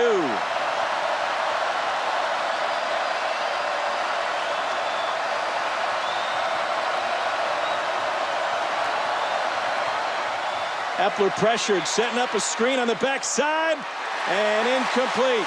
They leak Fitzwater out, and it was batted away by Jacob Phillips, who wasn't fooled. I like the play design. Another misdirection. We saw a completion to start this drive on a misdirection to the tight end. This time a throwback. Epler, that's a great ball. Put a little air on it. But Jacob Phillips, one of the best linebackers in the country in coverage last year, showing why he was a 5-star prospect. Not only can he come up and hit you, he's like a nickelback in coverage. 5th possession and just a second punt for Northwestern State in the first half. That should tell you all you need to know.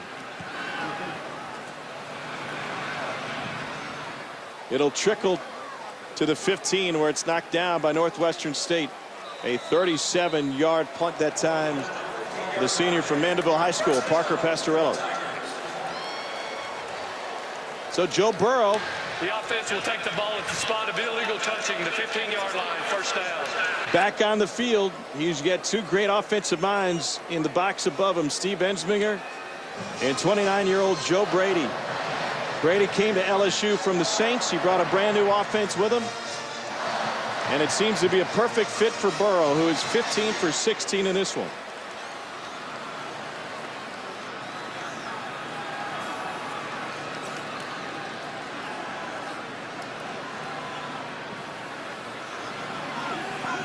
Intercepted. Northwestern State with the pick by Dylan Wilson. And the Demons, with under a minute to go in the first half, have a chance to add some points. And this here really the first mistake that we've seen from Joe Burrow all season. Interception last week was tipped. This one, he just stares down. Dylan Wilson is reading Joe Burrow's eyes, playing outside leverage there, watching the flats, but just read the eyes of Joe Burrow the entire way, trying to hit a corner out to Justin Jefferson. It's not a mistake he usually makes. All right, so Northwestern State has some chances. What do you go to here for Shelton Epler? Remember, only 1 timeout remaining. They had to burn 2. You got 2 guys to watch. Quan Shorts, number 1, and Akile Davis, number 9, 6'2". Wouldn't be surprised if they find a mismatch for Davis at some point. On the previous play, the ruling on the field is an interception. That play is under review. Huh. What are we looking at? Definitely caught it clean initially, or I'm not sure. He's going to go look at his tiny television. I was looking at the turnover trident. Sorry. Let's see. Clean? It's 110% in interception. If they want to change where he was from a yardage standpoint, that might be key. Spot. Foot goes out of bounds, maybe a little before. Left foot there, yep. It should be back out to about the 19. After review, video evidence shows that the runner did intercept the ball. However, he stepped out at the 17.5 yard line. The ball will be respotted to the 17.5. First down. Does that change anything for Northwestern State when it comes to play calling? Nope. You would have asked this entire team, how do you feel about 24-14 with 58 seconds left in the first half at LSU? Should we take a few shots? I'd say yes. Keely Davis down here at the bottom, their biggest wide receiver. And Quan Shorts in the slot.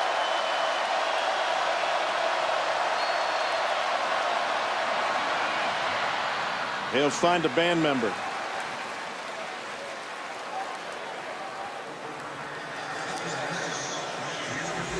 You know, it's interesting. Brad Smiley mentioned a lot of times they'll have split field reads. So a zone side and a man side. A lot of times they'll put Quan Shorts to the man side. But if I'm in the red zone, I'm looking for matchups. I want to find my playmaker and I want to get him the ball. You got man coverage across the board here, one high. Shorts matched up with Kerry Vincent Jr. in the slot.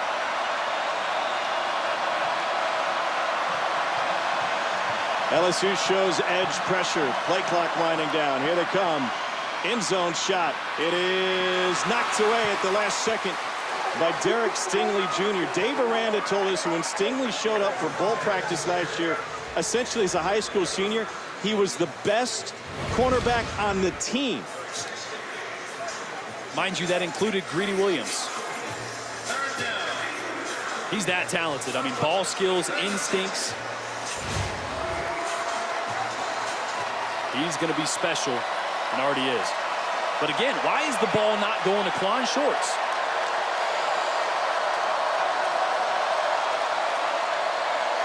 Right here in the slot, the three-receiver side. Got Vincent on him again. 3rd and 10. Epler fires. Shorts through the hands and incomplete. That was a dart. That was on the money. This is a difficult catch for Quan Shorts to haul that in. But this is what they wanted.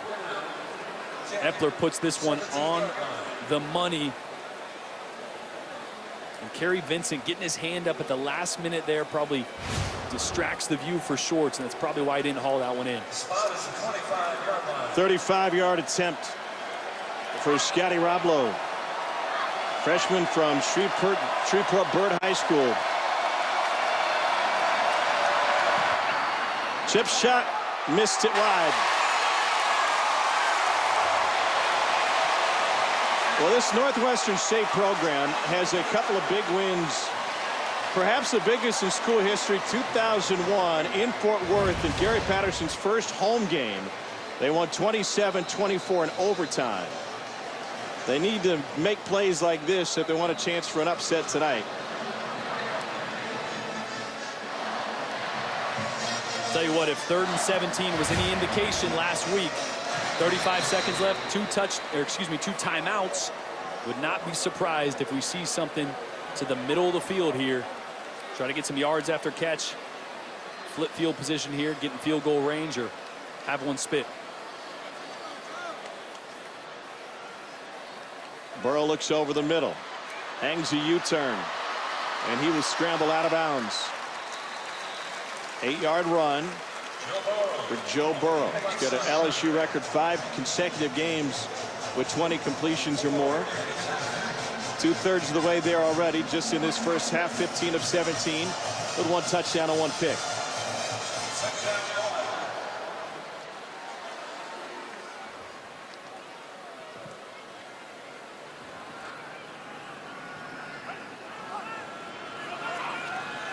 Burrow facing pressure, gets it away over the middle. A first down. Clock will stop for a moment. 16 yards to Justin Jefferson. And that's a great job of being patient by Joe Burrow. He wanted to go in the first window, waited for Jefferson to get to the second window there so he could complete that. Burrow dragged down from behind. It's a loss of 6. O'Shea Jackson with the sack, and LSU will take a timeout.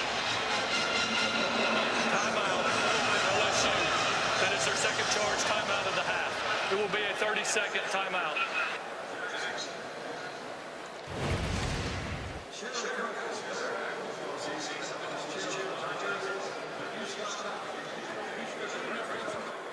O'Shea Jackson able to get around Lloyd Cushenberry.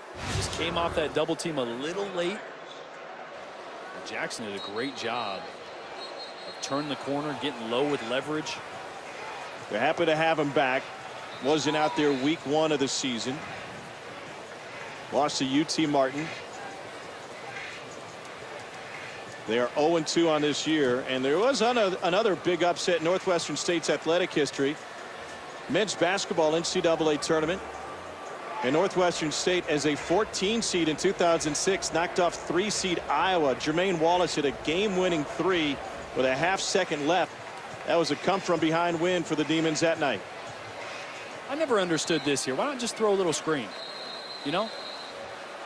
I know there's not a good chance anything's going to go, but something easy, little screen route. I'm with you. Let your athlete get in space and see what happens. We got a flag before the half ends. Looks like a personal foul penalty coming.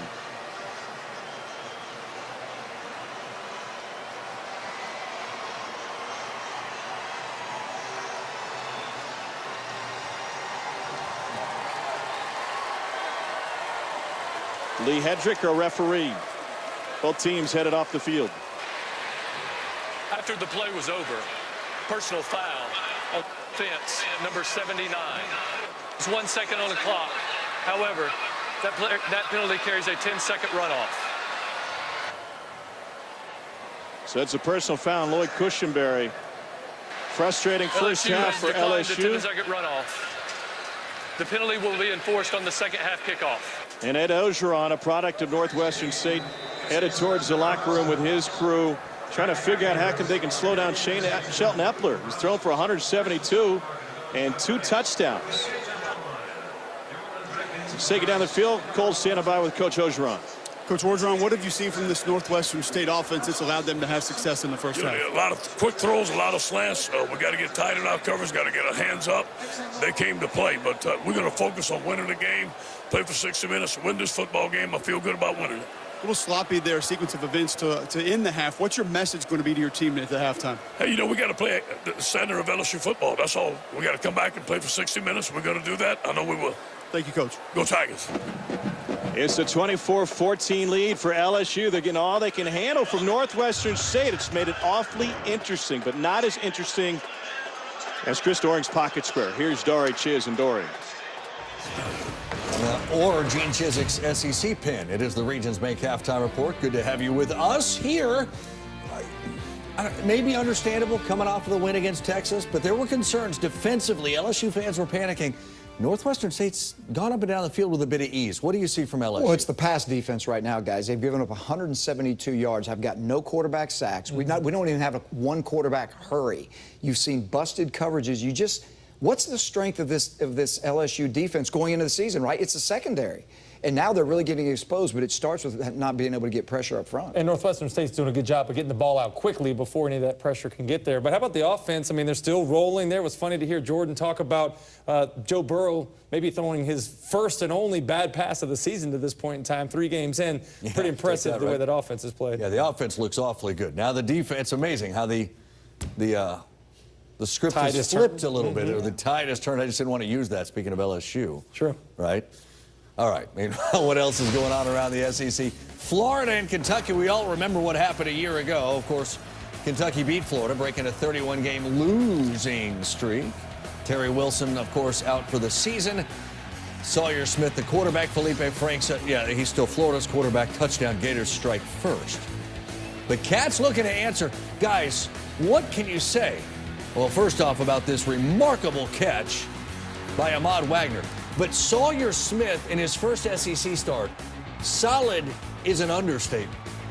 Yeah, I mean, first of all, when receivers go up and grab balls like that, it makes you look good, not to take anything away from him. But that's a 6'4", 240-pound receiver that went up and got that ball. Then Felipe Franks gets hit, ball knocked out by Jordan Wright. Taj Dodson grabs the loose ball for Kentucky.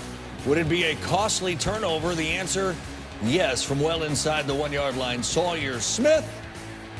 Detroit transfer into the end zone. Kentucky takes the lead. It was 14-7 at half. It's now 14-10. Kentucky. Sawyer Smith did throw a bad interception, though he chased down the Florida player inside, right around the 20.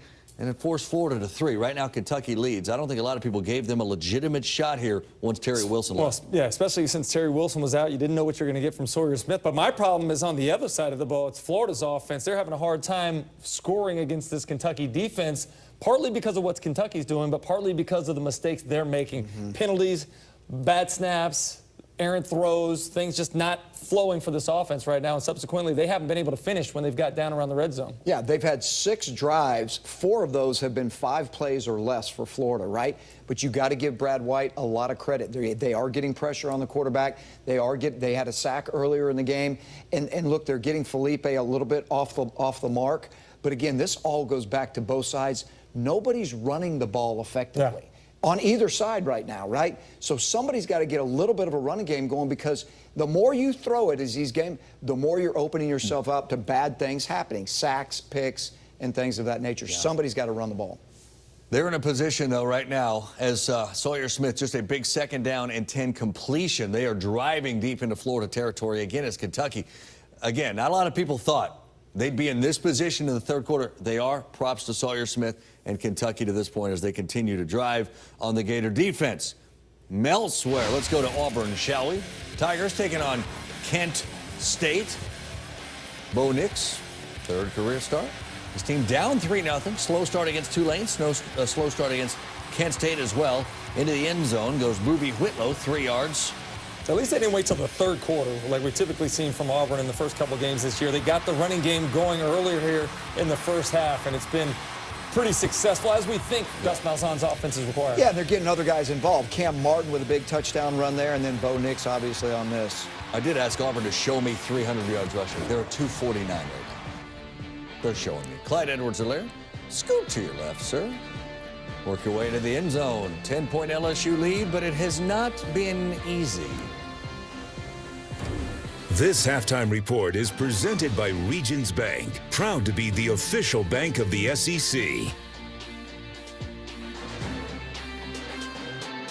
Family Taco Night is a heartburn night you can plan for, but surprise pizza at the office means heartburn you didn't expect. Zantac works when you need it. It relieves or prevents heartburn in as little as 30 minutes and lasts up to 12 hours. Zantac. Eat your way, treat your way.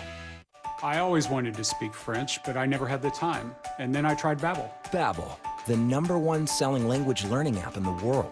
You're learning phrases that you can use right away in real-life conversations. After just 4 weeks, I was feeling confident enough to have simple conversations in French. Bonjour, mademoiselle. Now I'm speaking French. Babbel, the quick way to get conversational in a new language. Try Babbel free today. Go to Babbel.com or download the app. Family Taco Night is a heartburn night you can plan for, but surprise pizza at the office means heartburn you didn't expect. Zantac works when you need it. It relieves or prevents heartburn in as little as 30 minutes and lasts up to 12 hours. Zantac. Eat your way, treat your way. Let it fly. In the SEC, there's a deep pattern in these things we do that our grandparents still do. Let it fly. To the outside world, it's an uncommon rhapsody for all eternity. No rhyme, no reason. Let it fly. Do we do what others do? No. And we do it more.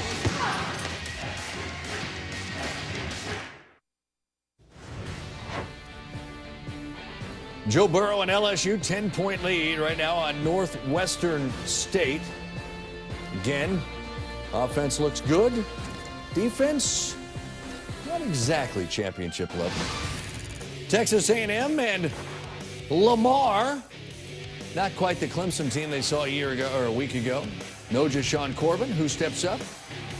Jacob Cabody punches it in from 2 yards out. Yeah, they're going to have to find somebody to take his place and get this running game going before Auburn comes in there next week. Remember, CD said last night, watch for Isaiah Spiller. He's into the end zone there. And then Kellen Mond on the keeper. He'll just run it in himself from 12, 34-3. Who needs running backs? Right? Good point. Missouri. Over on the alternate. Home for Southeast Missouri State. Semo punting. Rashad Floyd on his own 29. Makes somebody miss. Gets a little help. Oh, did you see that burst right back there? There's a burst there. easy day so far for Missouri. 37-0 is your score. Kelly Bryant of note, 192 yards passing, touchdown and a pick. They've given up 53 yards of offense. Ole Miss and Southeast Louisiana bursting through the left side for the Rebels, the freshman Jerry Nealon.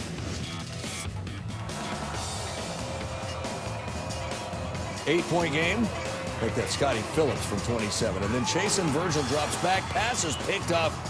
How about the hands, by the way? The one-handed stab right there for the interception. Pretty sweet. Dante Evans there. 40-29. Ole Miss wins again.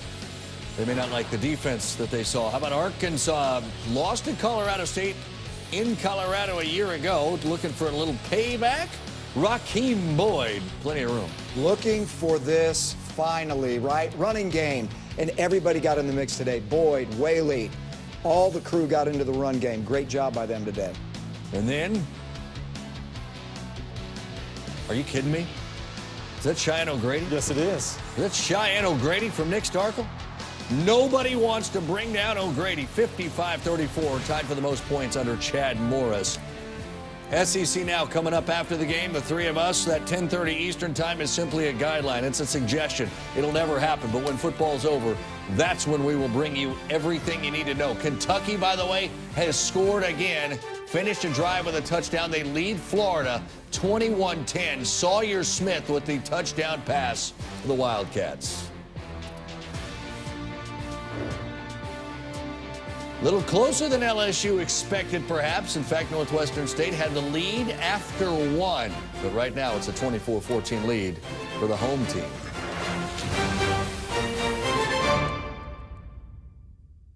You got it! Push it! Want to feel this motivated about managing your money? Whoa! Savings! You got this! Yeah! Yeah! You earned it! Find that tiny little action figure! Yeah! Yeah, Sarah, wait, it's not that big! Yeah! With Regis Next Step, we give you the tools and guidance to help you and your money go further. Yeah! Load that lunch, coach! Yes, sir. Yeah! Yes, it's the first word of any new discovery. But when allergies attack, the excitement fades. Allegra helps you say yes with the fastest non-drowsy allergy relief and turn any half-hearted yes into an all-in yes. Allegra, live your life, not your allergies. Support your favorite college at Fanatics.com. The largest assortment of officially licensed fan gear from more than 500 colleges. Every conference, every team. Shop now and get today's special offer. Fanatics.com. Officially licensed everything. LSU has a vision for tomorrow. One that shows what fierce can do. Out of love for our neighbors and pride in our state, we give all we have. Because ours is a spirit without equal. Unyielding, unstoppable. Making our big world a much better world. LSU. Fierce minds, fierce hearts, fierce for the future. You're watching the Regions Bank Halftime Report. Doring, Chiswick. It's been a day around the SEC. Competition will step up a bit next week. In week 4, we'll have many more conference games. In the meantime, just root for wins for SEC teams. Although in this game, you weren't going to get a win for each SEC team. We knew that. South Carolina and Alabama. 9 years ago, South Carolina beat the Tide. But no Alabama, no former Saban assistant has ever beaten him. 0-16 the record. Will Muschamp, you might know, is a former Saban assistant. Tua Tagovailoa, Najee Harris. Highlight reel for Najee. Whoop. As if Alabama doesn't have enough receiving threats. Today they get Najee Harris involved. He only had 1 catch coming into the game today. 2 touchdown receptions in the first half alone for him. A couple of touchdown passes, too, between Tua Tagovailoa and Devontae Smith. Tua 5 touchdown passes, 444 yards passing as they get the 47-23 win. And against unranked teams, Alabama's now won 85 games in a row. And against unranked teams, Tua in his career, 49 touchdown passes, 1 interception. This unfinished opportunities, right? Yeah. Killed South Carolina, did they not? It's the theme of the day, but it's the theme of every day when you play Alabama. You cannot waste opportunities. Alabama just keeps the pressure on you. Every possession, they force you to try to match score for score. And South Carolina had their chances. They missed Brian Edwards on a wide-open pass down the seam early in the first half. The fake field goal gets called back, which cost them. And then right before halftime, the killer down at the 1-yard line. They're not able to get any points out of that trip, and you felt like all the wind was out of their sails at that point. Yeah, and you mentioned Alabama, and just look at their explosiveness. We saw this last year. Remember at the beginning of the year when we saw them play against Duke, and it was like, boy, they didn't score 3 touchdowns in the first quarter. Right. Yeah. They're starting slow. Well, now you can see they're getting used to the play calling. They're getting used to the system, and they're starting fast, and these explosive receivers are coming back on the scene. There is one concern. They still did not run the ball very effectively today. They get Southern Miss next week with a chance to work on running the ball more effectively against the Golden Eagles. All right, how about Georgia and Arkansas State? Of course, the pink out. Nice gesture from the Georgia fans there at Sanford Stadium to honor Wendy Anderson, the late wife, recently passed, of Blake Anderson, the Arkansas State head coach. Meanwhile, Jake Fromm to Dominic Blaylock. The freshman goes to the house. You said it earlier, right? We were wondering who would be the Georgia pass catchers. We're finding. They got some pretty good freshmen alone. Blaylock, Pickens look good today. They got the transfer from Miami, Cager with the touchdown. So those guys are stepping into that void fairly well. Well, let's go ahead and get DeAndre Swift into the mix, too, right out of the backfield. He had 130 yards of offense in the first half alone. 55-zip Georgia wins. They've outscored their 3 opponents by a total of 125 points so far. Mississippi State beat Kansas State by 3 touchdowns a year ago in Manhattan, Kansas. Tommy Stevens, upper body injury, did get the start but was not effective. 3 total turnovers, 2 of them interceptions. Mississippi State will get this one back, but that was the end of the day for Stevens. Yeah, and it was. He just didn't look in sync. He didn't look in rhythm. Look, the guy, you got to give him credit. He's beat up. He's banged up. He went out there. He tried to throw the football. He was not accurate. That was 1 of 2 picks that he threw, plus he had a fumble earlier in the game as well. They might have a little something in this kid, though. Garrett Schrader, true freshman. Yeah, what a luxury to be able to insert him into the game. What he brings you, not only in the run game, like you saw the touchdown there, but he made some nice throws as well, and he certainly has the competitive nature here on 4th and 16. Look at him go airborne. The awareness that he has to try to get to the line to gain, laying his body on the line, just comes up about a yard short. Think they'll like that in the locker room, Chis? Yeah, I think he just won the locker room complete. Team didn't win the game, but what an effort from Schrader there. Tennessee looking for their first win of the season after 2 straight home losses. Jarrett Garantano, 14-zip. His team already ahead, 3rd and 6. Garantano touchdown to Juwan Jennings. Yeah, I thought he was impressive early today. He was accurate. He found different receivers, but probably had his best game overall that I've seen him play. That was the most impressive thing to me, Chiz, is receivers other than Jennings stepping up to make plays in the passing game, figuring out who some of these playmakers are before they head to Gainesville next week. We played 1 half, threw a career-best 3 touchdown passes in the game. Tennessee gets the shutout by a score of 45-0, so they are on track. Schedule gets much tougher as they visit the Swamp next week. But 45-0, they are into the win column. Alabama was engaged in a struggle for the meaning of the word Alabama. You've got to keep the white and the black separate. I don't know if I ever heard the word segregation prior to going down there. Joe Namath sparks the Alabamians. And I'm saying to myself, I can do that too. Well, we were the most hated people in that stadium. We were always taught that we were not any better than anybody else, but nobody was better than us. Saturdays in the South, the history of SEC football every Tuesday, 9 Eastern on the SEC Network. This halftime report is presented by Regions Bank, proud to be the official bank of the SEC. Family Taco Night is a heartburn night you can plan for, but surprise pizza at the office means heartburn you didn't expect. Zantac works when you need it. It relieves or prevents heartburn in as little as 30 minutes and lasts up to 12 hours. Zantac. Eat your way, treat your way. Gatorade packs carbs to refuel and electrolytes to replenish, so you can bring the heat. Nothing beats Gatorade. Being being selected as the SEC Professor of the Year has been terribly moving. These are very exciting times in physics and astronomy. LSU has been supporting research on gravitational waves for decades. We can look at the beginning of the universe with the instruments we have now. One of the things I liked about coming to LSU as a professor and not just as a scientist is that I love interacting with students. That's how we build the future. The hottest new razor is taking the men's grooming world by storm. Micro Touch Solo, the hyper-advanced full-body razor that trims, shapes, edges, and even shaves with micro-precision. Dual-sided German stainless steel blade, shave up or down at 200 microstrokes per second.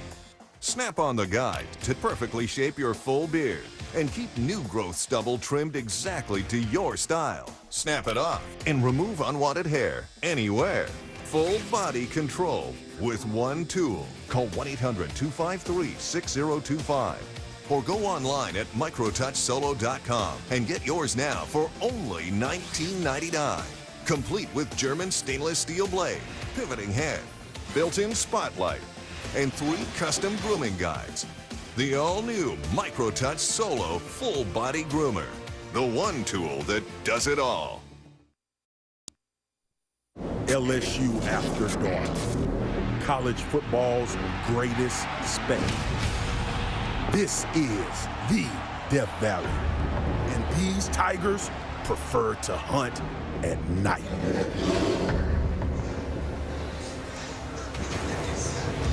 Welcome back to SEC Saturday Night. There is an opportunity in front of Northwestern State tonight. They trail the number 4 ranked team in the country by 10. Laird, in his time, was the most productive quarterback in school history. But the guy he has now, Shelton Epler, has a chance to bring them their biggest win in school history. He's already thrown for 2 touchdowns. And Orgeron trying to get the defense figured out. Meanwhile, his quarterback, Joe Burrow, has everything figured out offensively. 16 of 18 through the air. Welcome back, Tom Hart. Jordan Rogers, how does last week's win at Texas relate to what's happening right now for LSU? I think it's big. I think it's a perfect storm. Obviously, a lot of guys out for LSU, so the guys that are playing aren't used to having to focus for full quarters, let alone a full game. And really, I think the message in the locker room, if I was Coach O, is this is not how we handle success. This is not how we handle hype. Because there was a lot of it after that Texas victory, so this team needs to refocus. Not really doing anything bad. Obviously, Epler has had a lot of success, and that defense needs to change schemes a little bit, back to a little more man, I believe. But right now, if I'm LSU, establish the run. 46 rushing yards in the first half against Northwestern State. That's not a championship level balance or run game in my mind. Let's go down to the sidelines. Cole, what'd you hear from head coach Brad Laird at Northwestern? Well, I asked him defensively. On the play to end the first half, the personal foul would have been enforced. Then the 10-second runoff occurs, and the penalty is enforced in the first half. There is no carryover of the penalty for the personal foul to the second half kickoff. Take 2. Brad Laird told me at the half, he said defensively, we didn't bring a ton of pressure in that half, didn't feel like we needed to, but we probably will add more in the second half. I asked him offensively, I said, was there a matchup or a look that you liked that led to the success that you have? He said, not really. He said, it was the rhythm. He said, when this offense gets into a rhythm, they get comfortable, they settle down, and they play faster. They're going to try to play that fast again in the second half. Is it a good idea, in your opinion, to bring more pressure to Joe Burrow? I was really surprised in the first half, Tom, that they sat back as much as they did because they are a pressure-based defense. Saw a lot of 3-man rush, and when they brought pressure, it would just be to get back to 4 rushers. So I don't know if it's a great idea, but we have seen some breakdowns with blitz packages from this LSU offensive line the first 2 weeks of the season. LSU will receive this kick to start the second half. They have won 30 consecutive games against in-state foes, dating back to a 1982 matchup with a green wave of Tulane. Clyde Edwards-Helaire takes it out, and we've got return out to the 26-yard line. So Joe Burrow, 16 of 18 for 231, a touchdown, and 1 mistake, the pick. What do you think of his play? I think he's picked up right where he left off last week. We're seeing LSU hammer the middle of the field, which is going to be a staple of this team moving forward. Like to see him take a few more shots, obviously, but to me, They got to run the football. Have to run the football. This has got to be a game where LSU can exert its will over this Northwestern undersized defensive front. Only 46 yards on the ground in the first half for LSU. Burrow on play action. Takes it over the middle. And a crossing route complete for a first down. Plenty of room to run. And LSU will take it all the way into Demon territory. 47 yards for Justin Jefferson. Love it. Love it. I mean, everybody on the field's thinking like me. They're going to come out. They're going to start to run the football, slow this game down, play action, hit a big one over the middle of the field again, and allow your receiver to get some yards after the catch.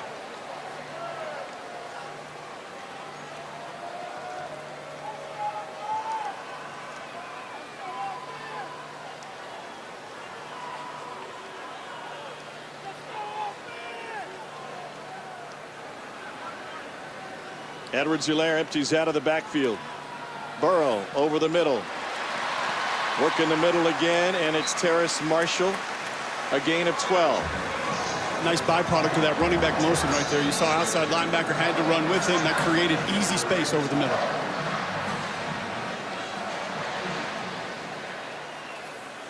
Helaire with a spin move. Now trying to stretch. And he takes it to the 5-yard line. An extra few yards with Demons converging. Turns it into an 8-yard gain. He's fun to watch. The lateral quickness, the jump cuts. Look at this. Nothing there. Spin move. Get outside. And I love this. Don't run for the sideline. Turn it back in. Try to get some extra yards. Dylan Wilson is the injured player for Northwestern State. Will step away for a timeout here in the second half from Baton Rouge. Who do you think of when I say hero?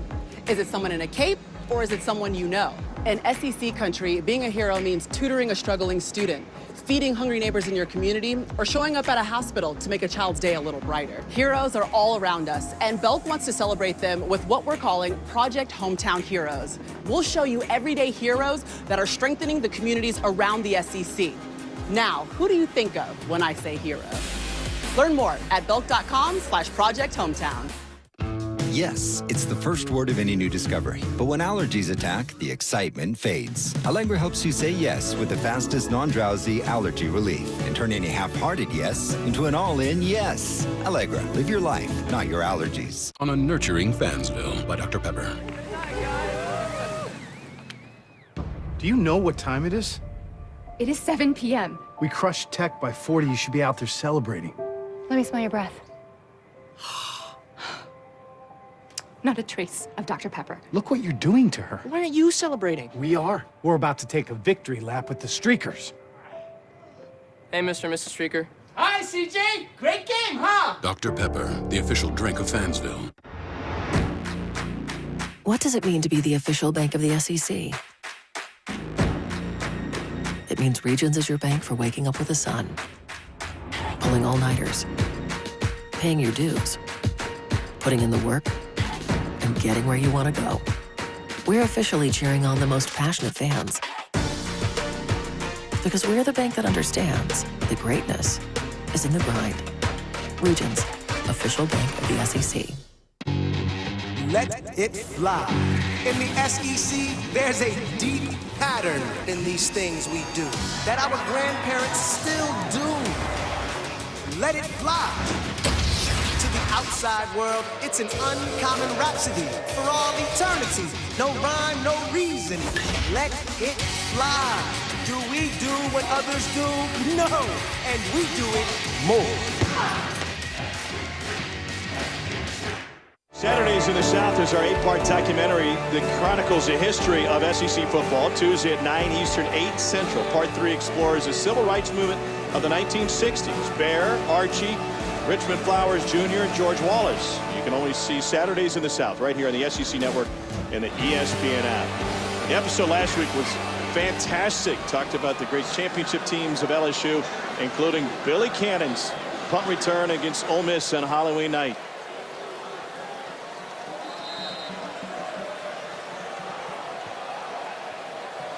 Second and 2 for Joe Burrow and LSU.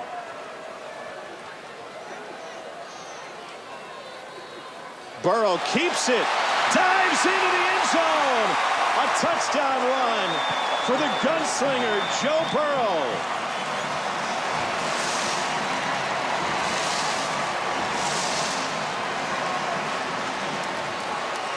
That's just a good read. Zone read here. Kyle Moore, number 35, crashes on the running back, and there is absolutely nobody home. Joe Burrow has been so impressive with his arm early in this season. We forget he can make plays with his legs too. That doesn't need to be what he primarily does, but he is so dangerous in situations like these because you have to account for it. Dad Jimmy watching from the stands. Longtime defensive coordinator. He was with Frank Solich at Ohio University until last year. He didn't coach Joe much, but he coached him one time in youth league basketball. And Joe kept firing up threes. And when Jimmy called him to the side and said, you need to run the offense, Joe said, no, I'm a shooter. Shooters shoot, Dad. They want to take a look and see if the knee or the leg was down before the ball crossed the plane. All it's got to do is touch the first part of that white, and it looks like it definitely does there. Shooters shoot, you know. I mean, is that not what we saw last week from Joe Burrow? Are you kidding me? He was throwing them up from beyond the arc every chance LSU got, and it paid off big. They've had some great basketball players in their family as they confirm the call.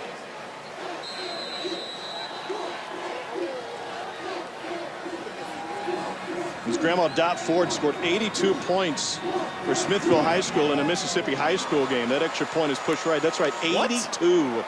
82? For Grandma Dot. Anybody else scoring that game? They've had shooters shooting for a long time in this family. Grandmama. That's right. Those are probably 12-minute quarters, too. It's a quick game to score 82. We asked Joe yesterday, though, guys, how do you feel about running the football? He said, I love it. I want to do it. Give it to me. And if you watched LSU play last year, he essentially was their short yardage back. So he can be a valuable commodity in short yardage goal line situations. Point after miss for Cade York. And LSU with a 16-point lead. They've only run for 59 yards tonight. Here's the current summary. Talking about Russell Markets, the official supermarket. LSU Athletics. Tigers with 74 yards. Four plays. Took them a minute, 32 seconds.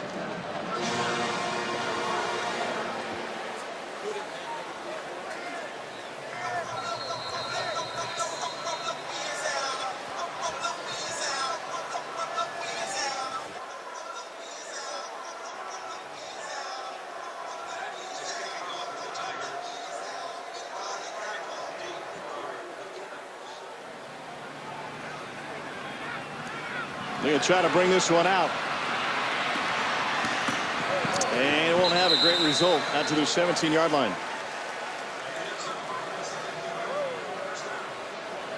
Extra Yard for Teachers Week is an annual celebration led by the College Football Playoff Foundation that honors great teachers across the country. To learn more about Extra Yard for Teachers, follow it CFP Extra Yard or search the hashtag Extra Yard Week.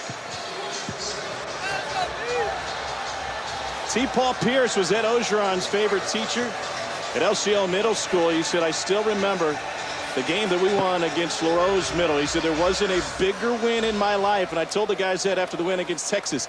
I still remember that 14-7 final back in middle school. It's go Tigers now. It was go Bulldogs in.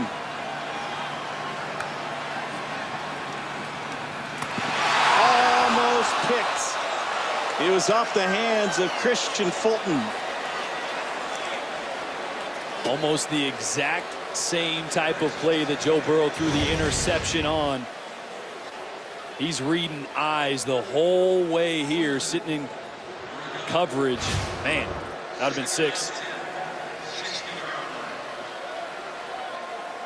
Another guy, Mel Kiper, had Christian Fulton number 21 on his big board for the 2020 draft next year. A lot of hype, a lot of expectation around this secondary with Grant Delpit as well. Kiper had him 21. McShay had him number 10 in his preseason board. Let that rivalry continue. 2nd and 10. They take it out to the 20-yard line on a completion to Keeley Davis. That's another thing, though. You look at the talent they have on the back end. Obviously, Derek Stingley's a true freshman. It's going to be a while before, maybe a couple years before he starts thinking about the draft. But Grant Delpit, Christian Fulton, ton of expectations. How do you handle your money season, right? That's the season that you're supposed to lock in a top 10 pick or a first-round draft pick to set yourself up for life. You're supposed to perform, but along with that comes a lot of added pressure. Long season, but already both those guys not starting out to the expectation they hold themselves to. On 3rd and 5, Stingley had a hand on it. Almost took it away. We talked to Ed Ogeron about that yesterday. When can you identify guys that may have issues? He said you can see it from day one of the junior season. You got to nip it in the bud early. This guy's going to have a great career. Oh, the instincts. That's a quick slant. The ball is not in Shelton Epler's hands very long, but Stingley read it, broke on it. That's 2 in a row they should have had. Epler lucky to escape. Tell you what, though, he's sitting back there waiting to get this punt, and he's like, all right, I'll make up for it. Should have had one there. Watch him on this punt return if he gets an opportunity.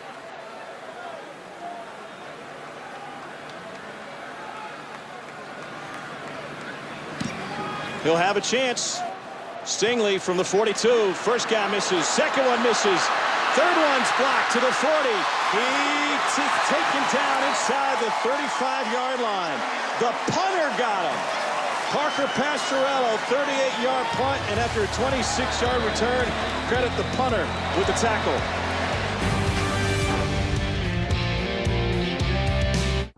Yes, it's the first word of any new discovery. But when allergies attack, the excitement fades. Allegra helps you say yes with the fastest non-drowsy allergy relief and turn any half-hearted yes into an all-in yes. Allegra, live your life, not your allergies. I told him I'd only go there with him. I knew it was a lie as soon as I said it. We like to watch. My parents don't understand. I'm definitely a screamer. It used to be just me and her. But more people makes it more fun. Football at Hooters. All the games, all season. Crazy good wings, ice-cold beer, and the best fans on the planet. Hooters. Tell him we're flexible. Don't worry. My Dutch is okay. Just okay? Mm-hmm. Deze man is erg super. Tell him we need this merger. En hij heeft een knuffel nodig. Knuffel? It's happening. Just okay is not okay, especially when it comes to your network. AT&T is America's best wireless network according to America's biggest test. Now with 5G Evolution, the first step to 5G. More for your thing. That's our thing. I thought I'd lost my business in that fire, but my agent was there before the flames were out. He said, together, we're gonna rebuild. We've got 25 employees who depended on it, and that's all that mattered to me. My independent agent and auto owners made sure we didn't skip a beat.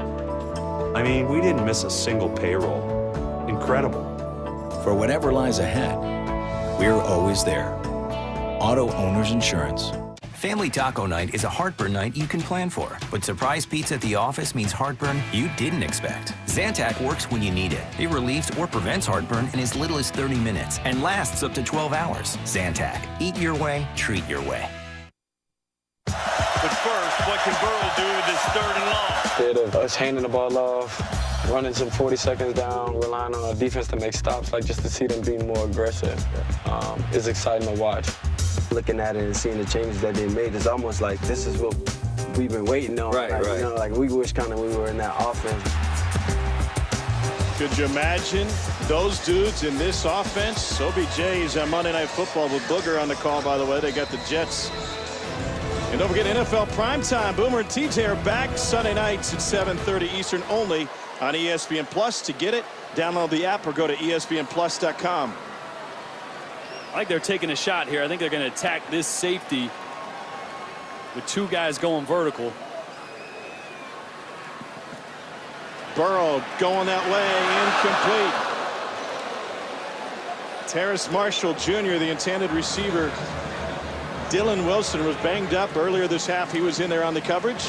They did have 2 verticals, one on each side of the field. Burrow liked his leverage to the right side better and just maybe 4 or 5 inches out in front there, might have had a chance. That's a tight coverage, tough throw. Clyde Edwards-Helaire, physical run, and he gets tossed down after a gain of 8. So Burrow has missed a total of 3 times tonight. He's 18 of 21 with a touchdown and 1 interception.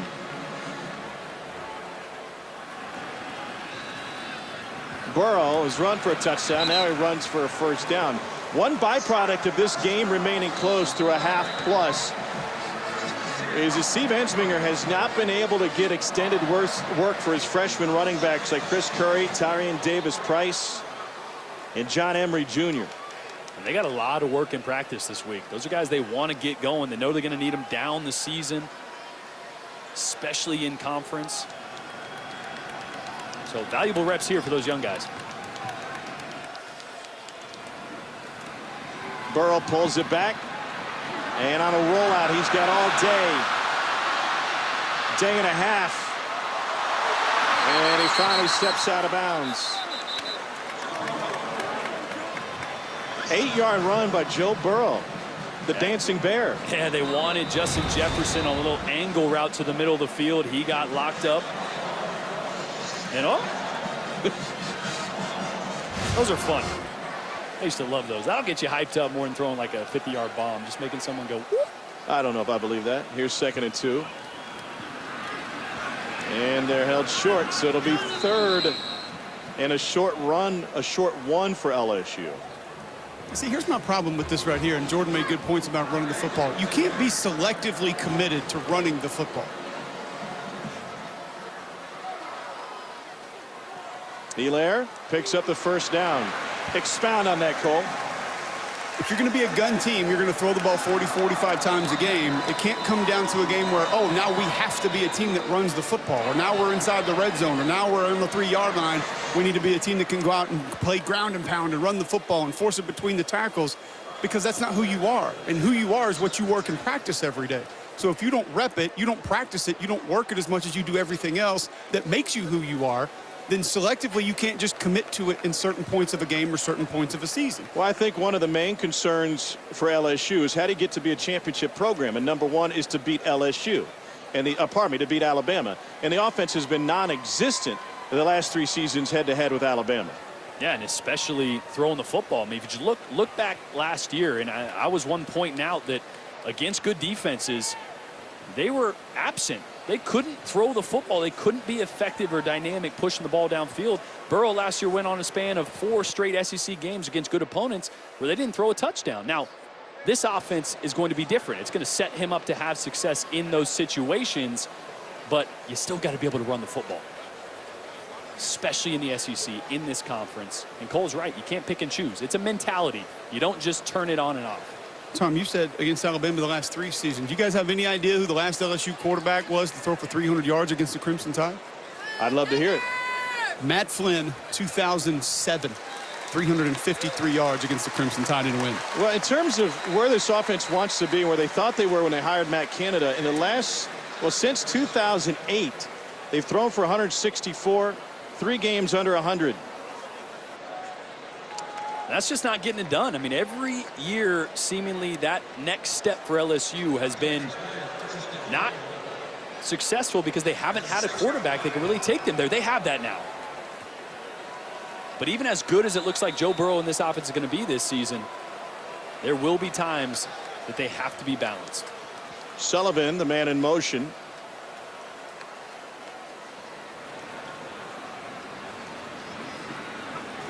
Plenty of time on the play clock after the injury.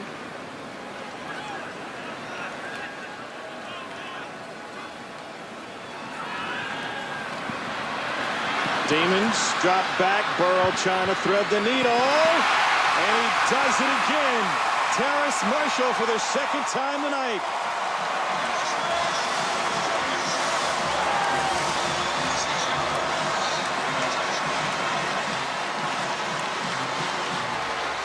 These are the types of throws that Joe Burrow didn't have in his arsenal last year.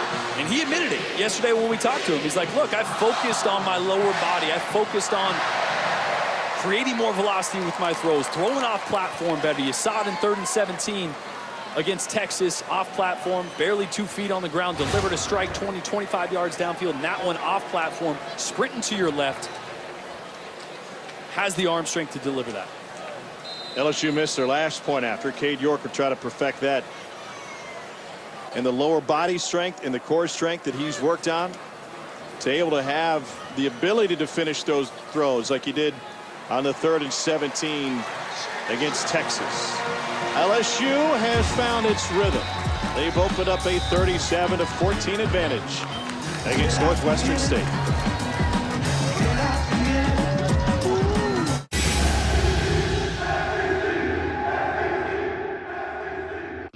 Yes, it's the first word of any new discovery. But when allergies attack, the excitement fades. Allegra helps you say yes with the fastest non-drowsy allergy relief and turn any half-hearted yes into an all-in yes. Allegra, live your life, not your allergies. SEC fans, gear up and support your favorite SEC school at Fanatics.com. The largest assortment of officially licensed SEC fan gear anywhere. Shop now and get today's special offer. Fanatics.com. Officially licensed everything. The games are played on Saturday. The stories last a lot longer. Drop back. Stories about being there and seeing them. We got class, we're gonna find it out. The players finally getting their chance. About moments that mark history and progress. About games that change the game. And even who we are.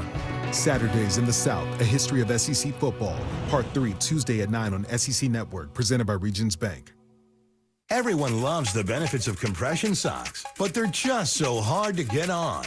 Until now, introducing the all-new Copperfit Energy Socks, the first ever easy-on, easy-off fit to help reduce swelling, relieve tired, achy muscles, and provide energizing support. Being a SWAT commander, we train to win. The Copperfit Energy Socks, they didn't feel like other compression socks. They totally exceeded my expectations. Copper-infused fabric woven into our compression sock to help reduce swelling discomfort. They just slip right on, yet they still have that same compression that you want. Extra support around the arch and ankle for relief of muscle aches and pains. These were fantastic. A lot of compression socks are a little too thin. I could wear these every day. Feel more energized. Get your energy socks now online at GetEnergySocks.com or call 1-800-368-5141. Order now and get a second pair free. I have so much energy, I can go, hey, you want a dad? Copperfit Energy Socks. Let's take a look at the road to the championship, brought to you by Mercedes-Benz. Got to go through Tuscaloosa to get to Atlanta. The last 3 matchups have not been favorable for LSU in an offensive standpoint. They've now scored 63-10. They've been shut out twice. This offense is going to be different this year. It absolutely will be. It's night and day from what it was last year, a year ago, when they got blanked by Alabama. They have found something special in the tempo, in the condensed formations, in Joe Brady, in Joe Burrow. Yes. And what this offense is allowing him to do with the strengths he already had. It's fun to watch. It really is. Brady was working with Breeze and the Saints last year. His background goes back to Joe Moorhead and their time at Penn State. Tough loss for Mississippi State today. Brady in the middle of the screen. Next to offensive coordinator on the far right, Steve Ensminger. Asked Ensminger, what was it like when you were running the offense here at LSU? He goes, man, it was real simple. I'd turn around and I'd hand it to Charles Alexander. And if we got to 3rd and long, then maybe I get a chance to throw the ball. Nothing doing for Jared West. Fehoko, another stop. Reminder, Rashard Lawrence, Glenn Logan, Justin Thomas, Caleb Chason, all being held out of this game for LSU. 3, Chason, Lawrence, and Logan to rest for injury, and Thomas coach's decision. Fehoko has made some plays tonight. With Rashard Lawrence out, Glenn Logan out, he's had big opportunities. He's capitalized on it. Epler, incomplete. Cole, what difference does K'Lavon Chaisson make in the scope of this defense? Gigantic difference. You know, we think offensively when we think about teams becoming too reliant on certain football players, like we say, oh, what would Bama be without Tua? What would Florida be without Felipe Franks? I think this defense is totally different when K'Lavon Chaisson is on the field. He adds a dimension of speed, power, athleticism, and he impacts the pocket in multiple ways. I don't think they have another guy like him, and we have seen a lack of pass rush here tonight. See if they get after Epler here on 3rd and long.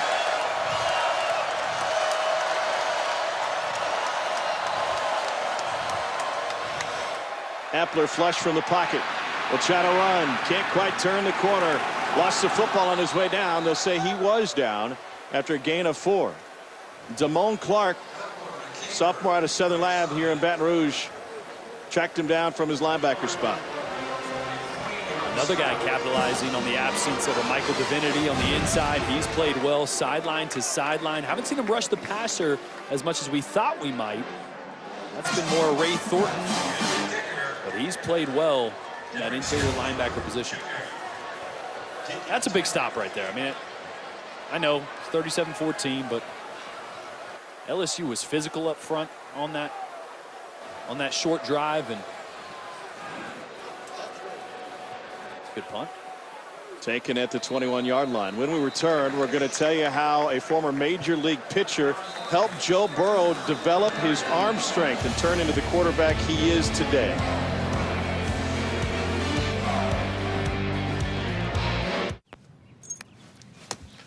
I'm your cat. And ever since you brought me home that day, well, I've been plotting to destroy you. Sizing you up, calculating your every move. You think this is love? This is a billion years of tiger DNA just ready to pounce.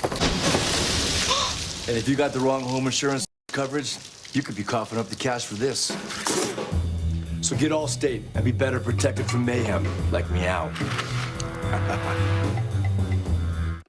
Yes, it's the first word of any new discovery. But when allergies attack, the excitement fades. Allegra helps you say yes with the fastest non-drowsy allergy relief and turn any half-hearted yes into an all-in yes. Allegra, live your life, not your allergies. On a joyous Fansville by Dr. Pepper. Go State. Go State. State. State. His first words. You are my son. He's a State fan deep down. I can see it in his eyes. State stinks. State stinks? Overrated. Overrated? At least we play a real schedule. Tech just feeds on cupcakes. Go Tech. Dr. Pepper, the official drink of... Joe Burrow and the LSU offense has settled into a rhythm here in the second half. Overall, he's 19 of 22. He's on the verge of his 4th 300-yard passing game, having thrown for 298 thus far. And he's doing it with a depleted core, missing a starting wide receiver and a starting tight end. He's got John Emery Jr. in the backfield now. And Burrow lobs it downfield, complete for a first down. And a foot race now for Jontre Kirkland. Kirkland races all the way down for his 65-yard gain. I've been impressed with the arm strength that Joe Burrow has displayed this year compared to last year. But here, this is touch. And this is something you either have or you don't have. Burrow has the ability to manipulate the trajectory on his balls and an accurate touch pass there for a big play. Emery's first touch brings him nothing. So tell me how Tom House helped Joe Burrow. If you've heard the name Tom House, it's probably not because of his baseball past, as you mentioned, Tom. It's probably because he's worked with Tom Brady, Drew Brees, and a slew of other NFL quarterbacks on really improving their lower body strength, mechanics, which increases your velocity, takes pressure off your shoulder. It's elongated the careers of Brees and Brady, as both those guys have held their arm strength or maintained it into their 40s. Pretty impressive, the stuff he's doing out in Southern California with quarterbacks. Burrow completes it to the edge, staying on his feet, and turning more yardage is Kirkland again. It's a gain of 11. And so I got a chance to see Burrow this summer at the Manning Passing Academy in warm-ups, kind of doing something with his lower body. So he's going to preset his left foot there. He's going to really focus on getting his back hip through the throw. And John Emery takes it in from 4 yards out. The freshman from St. Rose at Destroyne High School. And that's his first touchdown. They finish it off with a run, but that drive was on the arm of Joe Burrow. And you saw there what he's doing with his lower body. It's called creating a disassociation. Your hips should go first, and then your upper body, because you've created torque, is going to come through like a golf swing, right? You get that club all the way up, your hips go first, create some torque, and it comes through. That takes pressure off your arm. It increases your velocity. And that's one thing in Joe Burrow's game I've noticed. He's driving the ball more consistently on a rope, as well as driving it more consistently and accurately downfield with touch. As we saw earlier, a lot of that has been his focus on creating more velocity and power with his lower body. Cade York puts it through. Tom House was a pitcher in the major leagues from 71 to 78. You know who might be surprised by this? Urban Meyer. You talked about the touch, but also arm strength. Urban Meyer told him he threw like a girl. That is so right. I was asking him about what he's worked on his arm strength. He goes, you know what? Urban, you say he couldn't stand watching me throw. He's like, he don't have a good arm, and so Burrow kind of took it personally, and he just started trying to throw harder and throw harder. And what that did is it created a long release. His mechanics got all funky. So while he was still at Ohio State, him and JT Barrett went out to see Tom House to work on those mechanics. He's a lot tighter with his left arm when he throws. His lower body's better, and he's creating more velocity and arm strength without just trying to throw harder. That Ohio State connection certainly helped Joe Burrow, and Joe Brady was hired. First person he called was JT Barrett, who had been working with Brady with the Saints. Barrett sung Brady's praises, and Burrow thought they'd be in pretty good hands. I'm not sure he had an idea that the offense would be this electric. No. I mean, I'm not sure if anybody did. You know, watching film last year, as I mentioned earlier in the broadcast, there was blame to go all the way around. From Joe Burrow, the offensive line, the receivers, the scheme. So really, even that Georgia Southern game, I was still hesitant. You know, okay, it's lesser competition. What's really going to be different? How's it going to be different against good competition? And they showed that at Texas, that they're going to play call aggressively and allow Burrow to play quarterback. Go through 3-4 reads, not just turn his back for play action, try to huck it deep, or throw two-man combinations and not put him in a situation to use what he does best. Beat the defense with his mind, look guys off, and use his accuracy. Joe Burrow, 21 of 24 for 373 and 2 touchdowns tonight. Still not entirely happy with the offense. Coaching. That's what the best leaders do. Doesn't that remind you of a Tom Brady getting on guys even after a touchdown? There's a standard to which Joe Burrow holds himself and the rest of his team. And you can look up at the scoreboard and you can say, oh, it's all gravy now. But just a win tonight, no matter the fashion, is not the goal of this team. The goal of this team is championships, and they're going to have a chance to do it because of this offense, because of the leadership and fire of Joe Burrow. His Heisman odds dramatically increased after the win against Texas.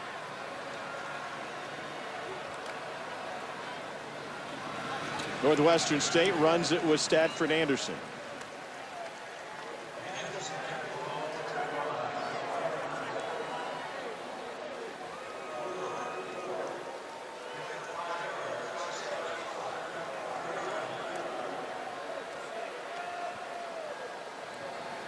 Still a lot of starters out there for LSU, and you're going to notice Grant Delpit here in a single high and man coverage across the board. So Dave Aranda getting away from some of the zone they played earlier.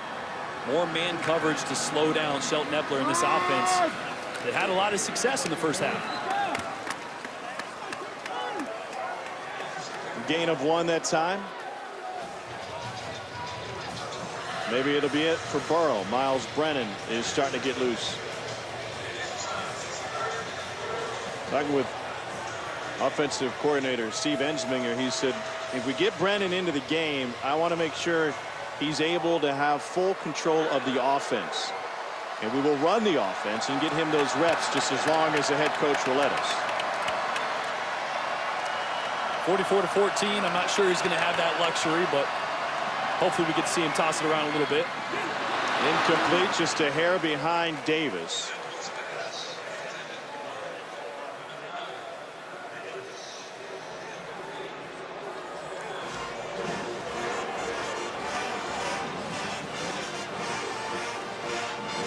Second half has gotten a little out of hand, but if you remember, it was 24-14 at half.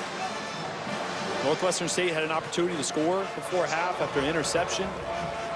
They played very admirably in the first half, and LSU's going to watch this film, especially on the defensive side in that first half, and figure out what their identity is going to be moving forward. Whether it's zone and bringing some more pressure to get after the quarterback. Here's Stingley to the 45. Or whether they're going to do what they've always done, go one high, lock up with man. And tough to get a read with the manpower that's not out there today also. It is. It totally is. This kid's special, man. And to reiterate what Dave Aranda told us, Stingley showed up fresh out of high school, got about 12 bowl practices in, wasn't allowed to travel with the team to the Fiesta Bowl and practice there. But as of then, with a future NFLer in the backfield, at least one, if not more, Dave Aranda said, if I was allowed to plug him in, I would have, and he would have been our best cornerback on that team. Tyrion Davis is in at running back. And Burrow completes this one to Brennan for a 9-yard gain. They told us he ripped Burrow in his first practice. Yes. He intercepted him, and he had a couple of key picks when we were at practice on Thursday. So Brennan getting a chance to run the offense, sophomore from Long Beach, Mississippi. St. Stanislaus High School, and he hands it off to Davis Price for a gain of 5. Brennan's a good player. You're going to notice a little more lively arm than Joe Burrow. He's got a lot of arm talent. And just like Burrow, he's more comfortable in this offense. Ran the spread, ran the RPO game a lot in high school. So both these quarterbacks benefiting from getting back in shotgun, keeping everything in front of them, and playing a little more wide open. Here's Davis Price. Baton Rouge native. Opportunities late in this one for guys who didn't get many touches against Texas. Tell you what, he gets downhill. Those first couple runs, he shot out of a cannon. He's getting his helmet on somebody as quick as possible.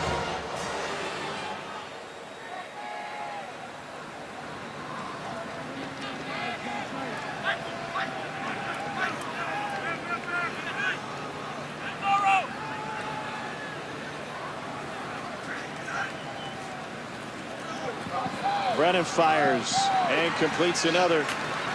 And Troy Carter has a first down for LSU, junior out of Lee County High School in Valdosta, Georgia.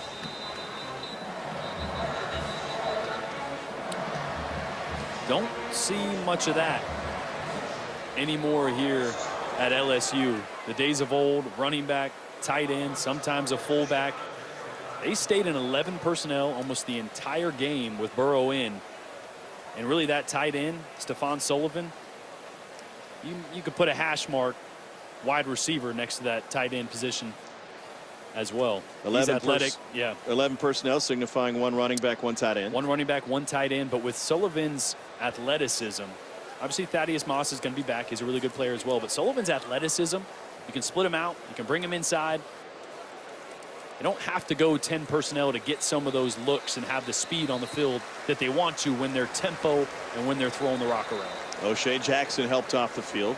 Big one tonight in the SEC East at Kroger Field in Lexington, and Kentucky leads Florida 21-16. Of lasting importance for Florida, Felipe Franks left that game with a gruesome lower leg injury. He may be out for the year.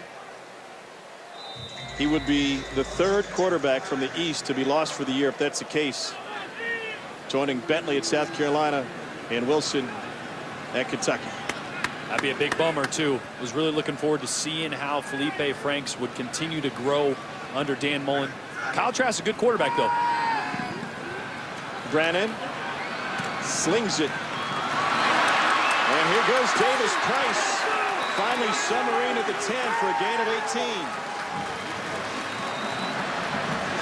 And they are running the offense. They're not just handing the ball off. This is a double move. They're trying to hit a shot play downfield. But Miles Brennan, well beyond his years, at least in experience, it's a great job of checking the ball down for a big play. Davis Price over the goal line and in. 11-yard run. I'll tell you what, if you're an LSU fan and you're watching this right now, I want to see Davis Price get a lot more touches as this season progresses. He's fun to watch. Ball gets in his hand. He runs angry. He does run angry. He gets downhill. Look at this. He's just trying to hit somebody. Let's see where that elbow hits. That's going to be short. That's going to be about a half-yard short there. The ruling on the field is a touchdown. That play is under review.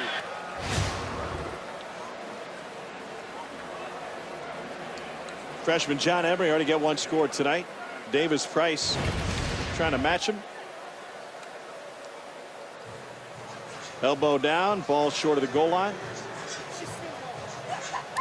Gonna respot that one, and gonna hand it right back to him. The only question is, this is where the spot's important. Is it inside the one and therefore a first down? Oh.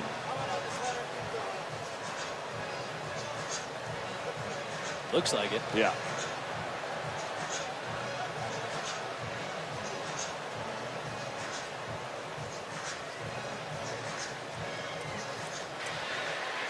After review, video evidence shows that the runner's elbow was down prior to the ball breaking the plane of the goal line.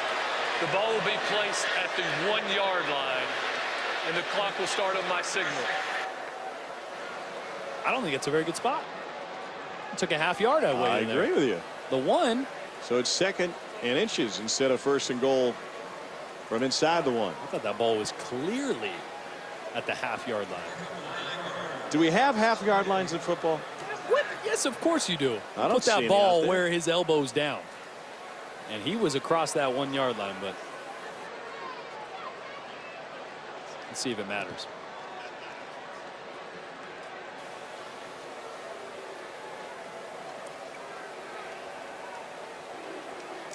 Tom, I'm down here on the sideline, and I can confirm that we do not have half-yard lines. Thank you. But he can now get it. First down? No. The result of the play will be first down from the 1-yard line. I was wondering. See, on that spot, it looks like a little short. We're all getting technical now. Yeah. Give me some stripes. Actually, the one time I did it, I was absolutely terrible at spotting the ball. So, count me out. I take back what I said. Another chance. They didn't leave anything to doubt this time. His offensive line put dudes 4 yards into the end zone. And Davis Price has his first touchdown finally.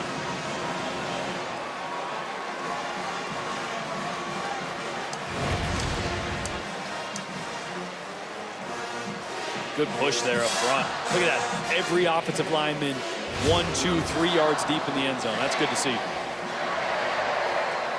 I know Cole loves that down there.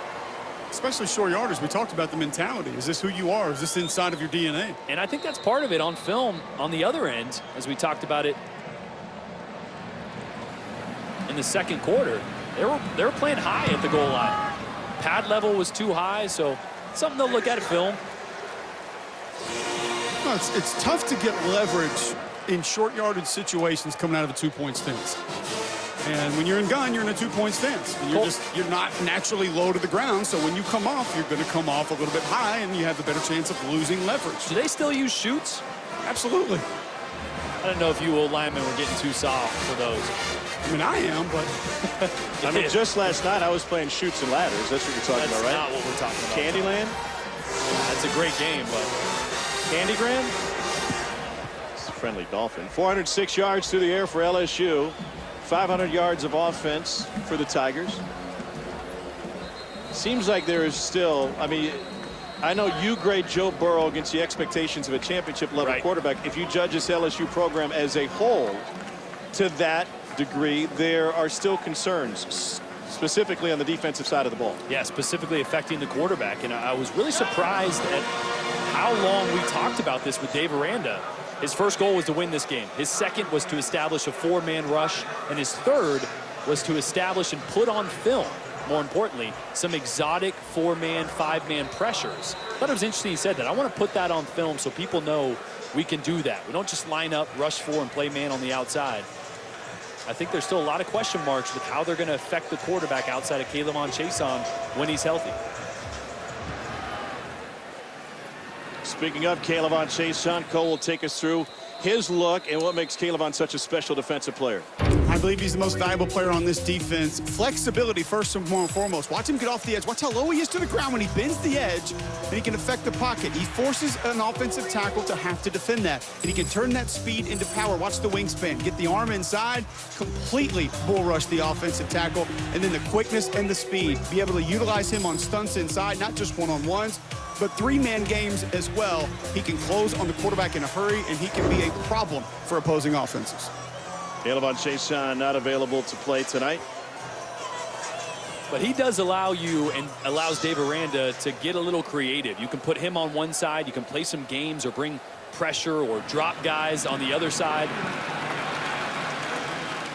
And I talked to him before the game a little bit. I just said, hey, man, how you feeling? He said, oh, I'm 85, 90%. So I think he's very close. He's not somebody that, in my opinion, just watching him move around a little bit, that LSU fans should be concerned about being out for the near future. Well, if you're wondering how a defensive coordinator comes up with ideas and how to develop his unit over the summer, it's simple. You go on vacation. Dave Aranda was at Watercolors, a little Gulf Beach action, and on the beach, he, on his way there, called Manny Diaz, head coach at Miami. Want to talk through some things? Ball start on the offense, number 3. 5-yard penalty. Remains second down. Manny said, yeah, I got time to talk. Right now, I got the family in the car. We're driving to Watercolor. Dave said, I'm going there too. And then once there, he ran into DJ Elliott at the corner store. So every morning, while the wives were still asleep, the kids hadn't gotten up and going yet, the 3 dads, also great defensive minds, would get together and talk football on the beach. How cool is that? I think fans sitting at home would be surprised to know just how much that does happen. Coaches, it's a brotherhood to some degree. You're not going to do it with guys you're going to play normally on the schedule, but if there's an outside chance at a bowl game down the road, then you're totally fine sitting down, talking scheme. How'd you stop this? What are you doing in this look? Quan Shorts takes that one out, and he'll leave 3rd and short. I'll say this. I think it's so important to pass rush because what did we see last year from Alabama? When Tua Tagovailoa got pressure on him, he was not the same quarterback. Yeah. And LSU's got to be able to do that without sending the house because he's too good. Just like Joe Burrow, Tua will make you pay if you blitz. So that pass rush and affecting Tua down the road and other good quarterbacks in this league is of priority for LSU. Northwestern State went big, couple tight ends, and they run behind them. Fitzwater and Smallwood help open the floor for Anderson. And for Alabama last year on the flip side, you had a guy lined up over the football on every play that was an absolute wrecking ball and destroyed the pocket almost every snap.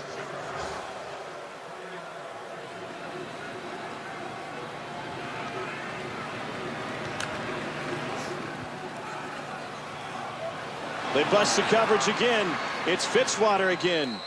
Stingley was all over his man, and they faked the pass to Davis, brought Stingley up and went right back over the top. It's really almost the same combination they hit the touchdown on earlier in the game on the other side of the field. Just miscommunication. There's a lot to clean up on defense for Dave Aranda. It's a good week to do so, though. Vandy on the horizon next week, a bye after that. That is the end of the 3rd quarter. Final score may be decided, or at least the outcome, but still plenty left to play for as we hit the 4th quarter, 51-14.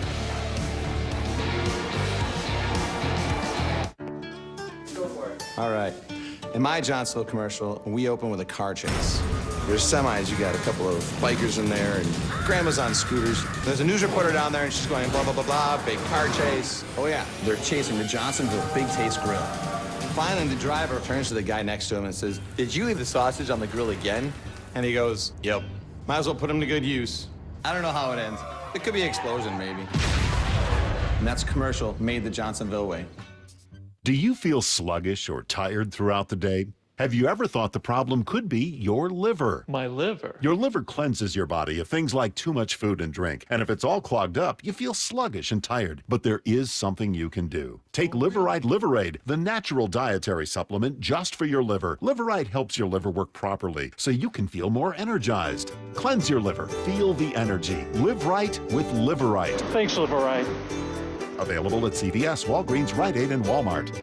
Yes, it's the first word of any new discovery. But when allergies attack, the excitement fades. Allegra helps you say yes with the fastest non-drowsy allergy relief and turn any half-hearted yes into an all-in yes. Allegra, live your life, not your allergies.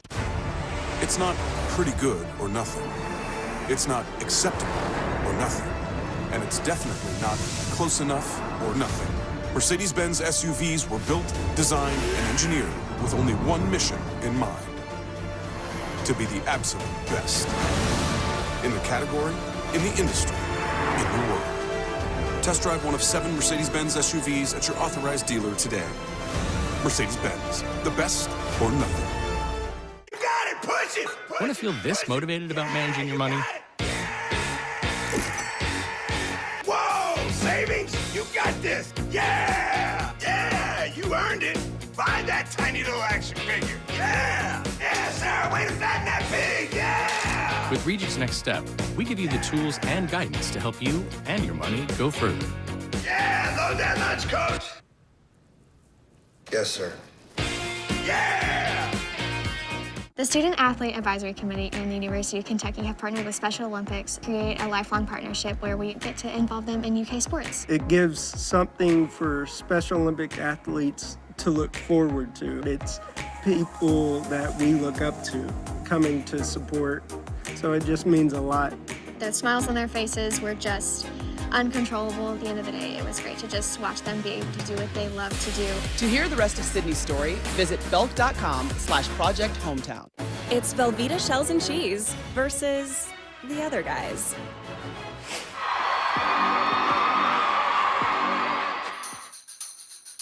Clearly, Velveeta melts creamier.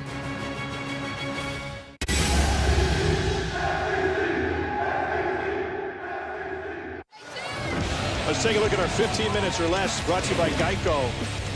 Jordan, would you be surprised if I told you Joe Burrow was 8 of 10 for 239 yards across the middle from 10 to 25?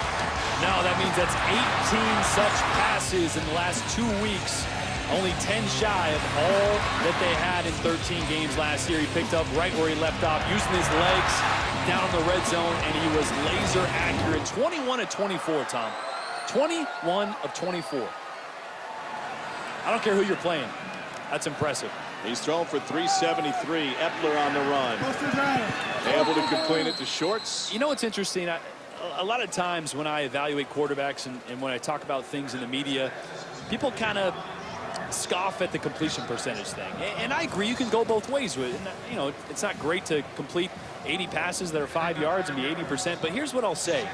At times when LSU struggled last year and Burrow's completion percentage was 44% against Auburn, 50% against Georgia, it's not the worst thing in the world, but you add a couple sacks, you add a couple throwaways, that means that an offensive coordinator, 60, maybe 60% of the passes he calls are going for 0 or negative plays. And that's just tough as an offense to be effective when you're not completing a higher percentage of your ball. And talking with Joe yesterday, he said, look, I didn't complete enough of my passes. Yeah. I mean, he was, and it's also, as you mentioned, it wasn't just Joe struggling. It was trying to fit a round peg in a square hole. That offense was not very well designed last year. It didn't give Joe enough options. You know, when 1 or 2 wasn't there wasn't a 3 or 4. Or the 3 was on the complete other side of the field. They're bringing routes to his face. There's 4 and 5 options for Joe Burrow, which means it can stress the entire defense, and there's more space to find those openings. And you're seeing it in his completion percentage, the effectiveness of this offense. They're explosive, they're efficient. It's a product of the scheme as well as Burrow just getting better. First down run. Let's take it back to the studio. Here's Dari. Tom, Jordan, it's getting wild in Lexington right now. Kyle Trask in for an injured Felipe Franks has led the Gators to 2 fourth-quarter touchdowns. They have the lead. Kentucky, though, approaching the red zone under 2 minutes to go. That has turned into an incredible SEC East rivalry. Florida's got Tennessee next week. Seems like everybody's, it's like being in a three-point contest with Larry Bird. Everybody's playing for second behind Georgia. Fresh set of downs. Sideline shot. Receiver was out of bounds, and it's incomplete anyway. Akile Davis, the intended receiver. And with how Kyle Trask played last year and sparingly and how he seems to be playing tonight, that's not a big drop-off from Felipe to Trask, and I think in certain areas even improved. There's a lot of talent around Trask on offense at Florida. They can find a way to use that. They still have an opportunity to push Georgia, but that gap is awfully large between Georgia and the rest of the East. Remember, Florida walked him off Kroger Field 2 years ago, and the Wildcats failed to cover a Florida wide receiver for the second time that night. Timeout taken by Northwestern State. It's a 51-14 game. Back to Red Stick in a moment. Northwestern State does their first charge timeout of the half. You don't think it'll happen to you, and you surely don't think it'll happen twice. I've lost 2 homes in my lifetime. First, it was a fire. My agent was right there and helped me rebuild. Then the tornado hit and destroyed everything again. Both times, my independent agent and auto owners took care of me like someone takes care of family. For whatever lies ahead, we're always there. Auto Owners Insurance. Gary, I am proud of you, my man. Making simple, smart cashback choices. With Quicksilver from Capital One, you're earning unlimited 1.5% cash back on every purchase everywhere. Like on that new laptop, Quicksilver keeps things simple, Gary. And smart, like you. And I like that. I guess I am pretty smart. Don't let that go to your head, Gary. What's in your wallet? Yes, it's the first word of any new discovery. But when allergies attack, the excitement fades. Allegra helps you say yes with the fastest non-drowsy allergy relief and turn any half-hearted yes into an all-in yes. Allegra, live your life, not your allergies.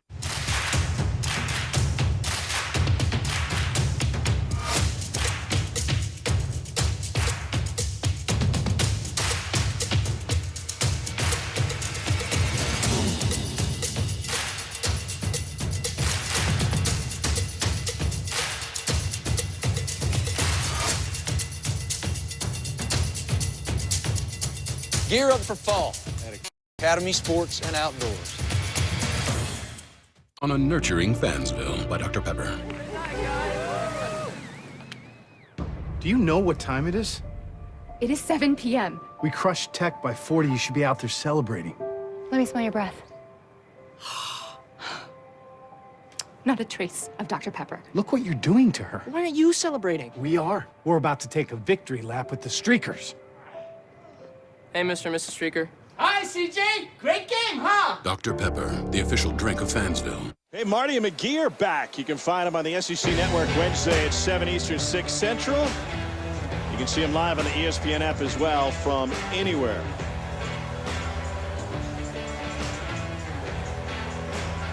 Tiger Stadium on a Saturday night. And after a sluggish start, LSU found its rhythm offensively behind Joe Burrow. They've turned it over to Miles Brennan now. They've combined to go 24 for 27. Shelton Epler getting a lot of work in against a great defense. And he fires again just inside the 20 for a gain of 3 to Quan Shorts. Shorts is coming off a game against UT Martin. In the opener, he had 12 catches for 111 yards and 2 touchdowns. Played in the air raid at Texas Tech for a coach who got fired into an NFL job. Can you explain that one to me? Nope. And after 75% of the game last week, I'm still trying to explain it. Cardinals did come back, though, and made it a game at the end. But that offense, I think, is still a work in progress with how Kingsbury wants it to be, what it was, and what he wants it to be in the NFL. 3rd down 7. Epler, corner route, end zone shot, bobbled and incomplete. Tom, you mentioned Quan Shorts coming over from Texas Tech. Got in a little bit of trouble off the field there, but when he arrived at Northwestern State, he himself went to the office of athletic director Greg Burke, and he sat down and he said, I want you to know one thing. That issue that I had at Texas Tech, that's not me. It's kind of not the kind of individual that I am. It's not my character. I'm going to prove to you that that's not who I am. said that he absolutely has from that moment forward. Yeah, Texas Tech, he was charged with disorderly conduct, suspended for a week. No charges were filed. Then after a misdemeanor marijuana possession charge that June, who was dismissed from the team, he showed up in Natchitoches late. Shot incomplete.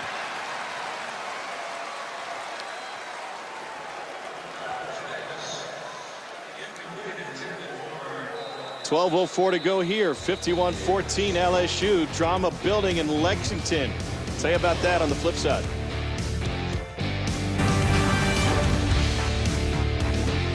Who do you think of when I say hero? Is it someone in a cape or is it someone you know? In SEC country, being a hero means tutoring a struggling student, feeding hungry neighbors in your community, or showing up at a hospital to make a child's day a little brighter. Heroes are all around us, and Belk wants to celebrate them with what we're calling Project Hometown Heroes. We'll show you everyday heroes that are strengthening the communities around the SEC. Now, who do you think of when I say hero? Learn more at belk.com/Project Hometown. We think you would really shine in the Aflac program. Aflac? Coach Saban, we have health insurance. Did health insurance pay for everything? No. We still have bills. Aflac gives you money directly to help with those. Aflac? And your deductibles, knee brace, whatever you choose. Aflac sounds like a winner. We try. Get help with expenses health insurance doesn't cover. Aflac is an official sponsor of the SEC.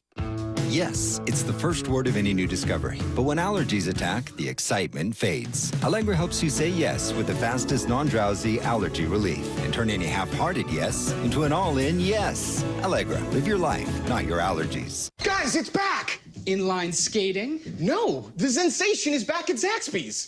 You heard right. The Zensation salad is back. And introducing the new Zensation filet sandwich meal, both served with an egg roll. For a limited time, only at Zaxby's.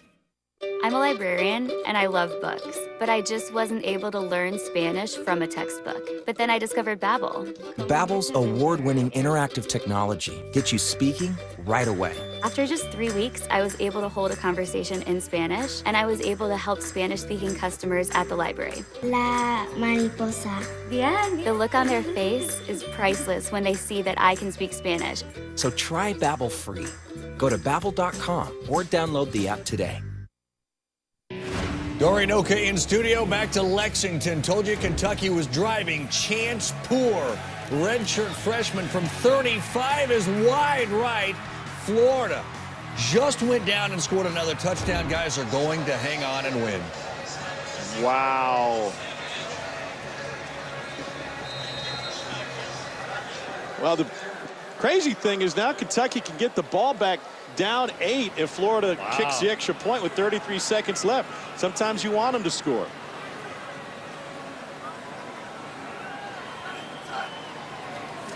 Brennan wants to throw it. And he will lob one downfield. That's complete. And it's a first down on a 28-yard pass to Devontae Lee. You know, you don't want it to look like you're trying to pour it on, but these are valuable reps for Miles Brennan.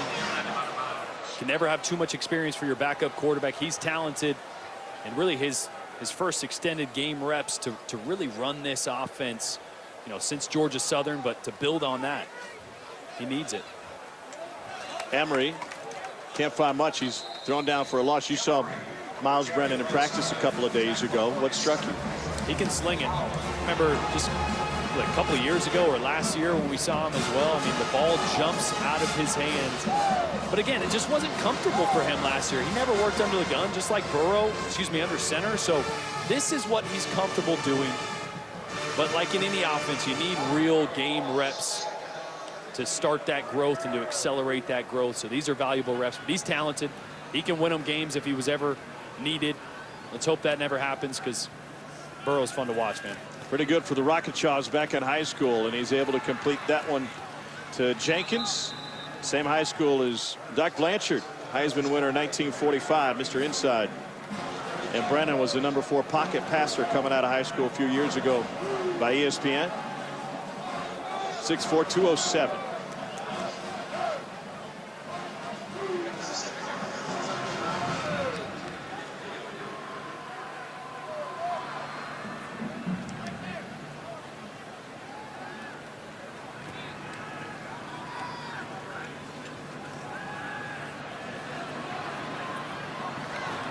And they'll punt it away.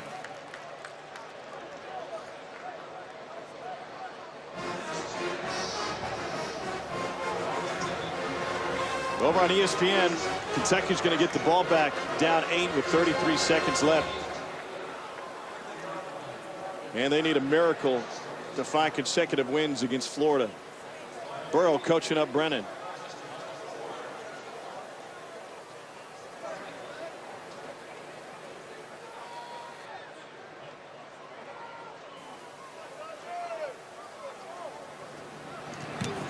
Zach Von Rosenberg punched it away. I think he was in the same high school class as Joe Brady. 33-yard punt. Nothing on the return. LSU put its defense on the field here in Death Valley after this.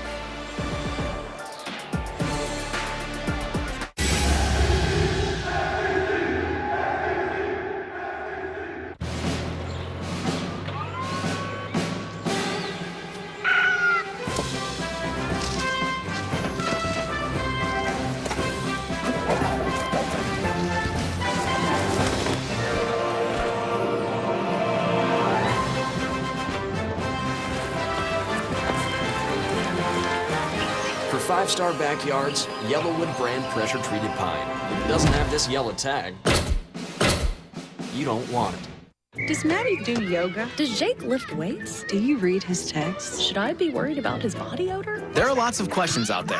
What to feed your kids should never be one of them. Farm Ridge, it's real life good. Sling knows you can't miss the best of college football. That's why we give you the ESPN coverage you love and more, so you can catch every can't-miss moment from the first kickoff through the playoffs. The college football you love on ESPN for less. Get started for just $25 a month. The games are played on Saturday. The stories last a lot longer. Stories about being there and seeing that. We got class, we're gonna find it out. The players finally getting their chance. About moments that mark history and progress. About games that change the game. And even who we are. Saturdays in the South, a history of SEC football. Part 3, Tuesday at 9 on SEC Network, presented by Regions Bank. Do you feel sluggish or tired throughout the day?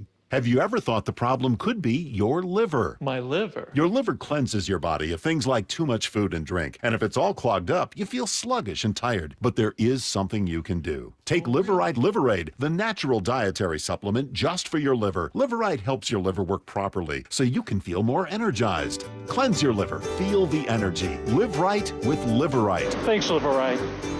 Available at CVS, Walgreens, Rite Aid, and Walmart.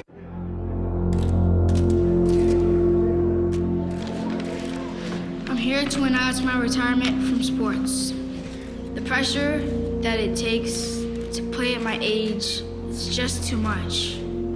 I said I'd play this game as long as I was having fun. And now, it's time to call it quits. Any questions?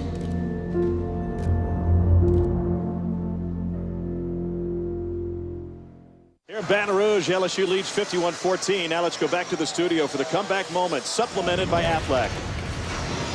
All right, Tom, thank you very much. That comeback moment is courtesy of the Arkansas Razorbacks. Of course, a year ago, they blew the big lead in the second half, lost at Colorado State, but this time with the help of Nick Starkel's first Arkansas start and Cheyenne O'Grady's remarkable touchdown, they pay the Rams back by 3 touchdowns.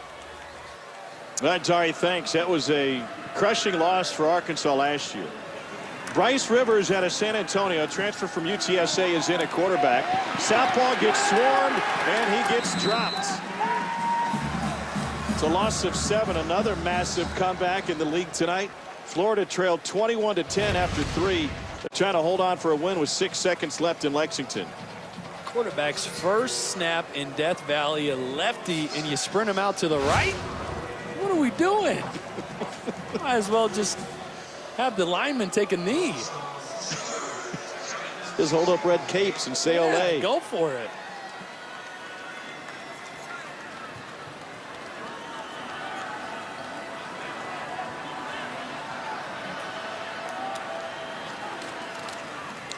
Rivers hands it off.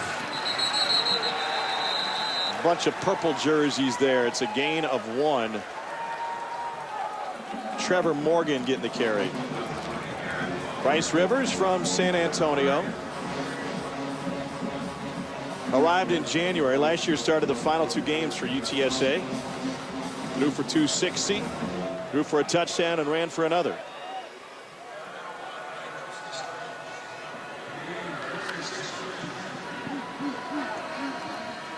The running back Morgan out of Edna Carr, New Orleans, is on the left side. 3rd and 16.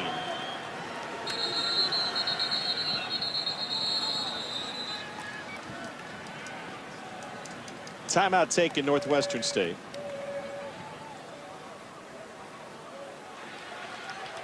Timeout, Northwestern State. That's their second charge timeout of the half. This will be a 30-second timeout. You know, whenever we go on the road in the SEC, we always manage to have a good time, right? We've had some great meals around here. The boat was nice. Oh, always find a good steak somewhere. Harper's haberdashery paid off well. Sushi was good. You look good tonight. Thank you. I appreciate it. But it was our trip to Stabs last night which really surprised us. You see, in this industry, it's not uncommon that we get recognized in public, some more than others. But when the nice young couple sitting next to us took an interest in our table, we thought it was for the usual reasons. They wanted to introduce themselves to the big guy at our table. They wanted a picture. And here's the point where we apologize to that couple and say, you did not meet Brian Urlacher last night. You met Cole Kubelik. Cole, have you ever been mistaken for Brian Urlacher before? Listen, I too liked watching 54 run around and make tackles. Which was the way that I was greeted at dinner table last night. So one other time in Chicago I actually was, but not since he grew his hair back out, no. I didn't know what was happening at first. I'm sitting next to Cole. The couple comes up, and you know, we loved watching you back in the day. But I'm like, whoa, some old Auburn football. Sure, like, and that's cool. not uncommon in the right? SEC. Yeah, that's great. And then after dinner, when we all took a picture, it was, oh, you know, Ditka and Walter Payton. And I'm like, wait, oh my gosh, they think he's Brian Urlacher. Well, the first thing was, boy, he walks up, puts his hand on my shoulder. I love watching you play football. I was like, damn, this guy watched football in the 90s, watching the center at Auburn. He's here in Baton Rouge.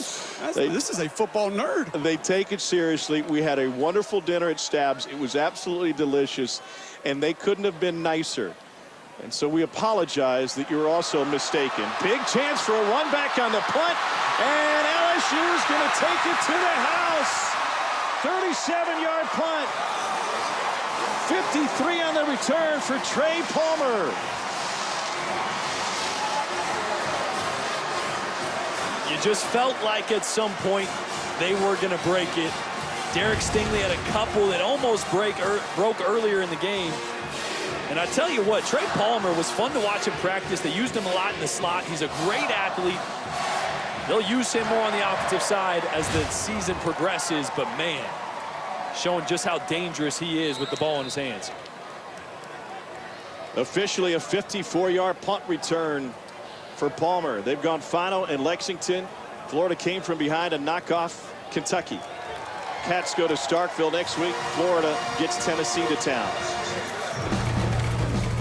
Certainly the Tigers have found their rhythm. Palmer with the punt return score for the freshman from Kentwood.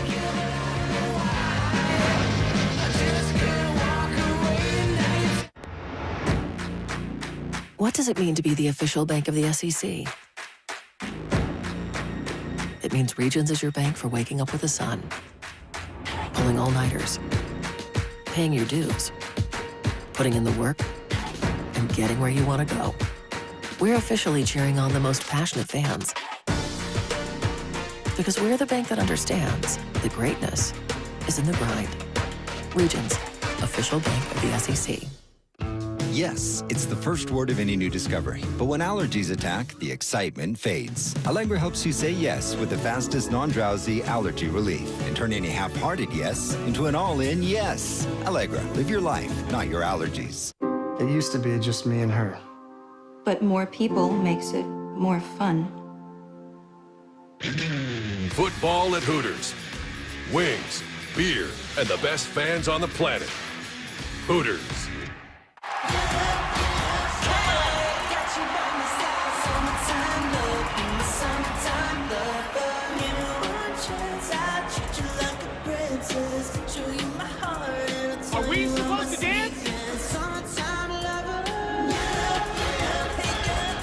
boy bands without dancing are just okay.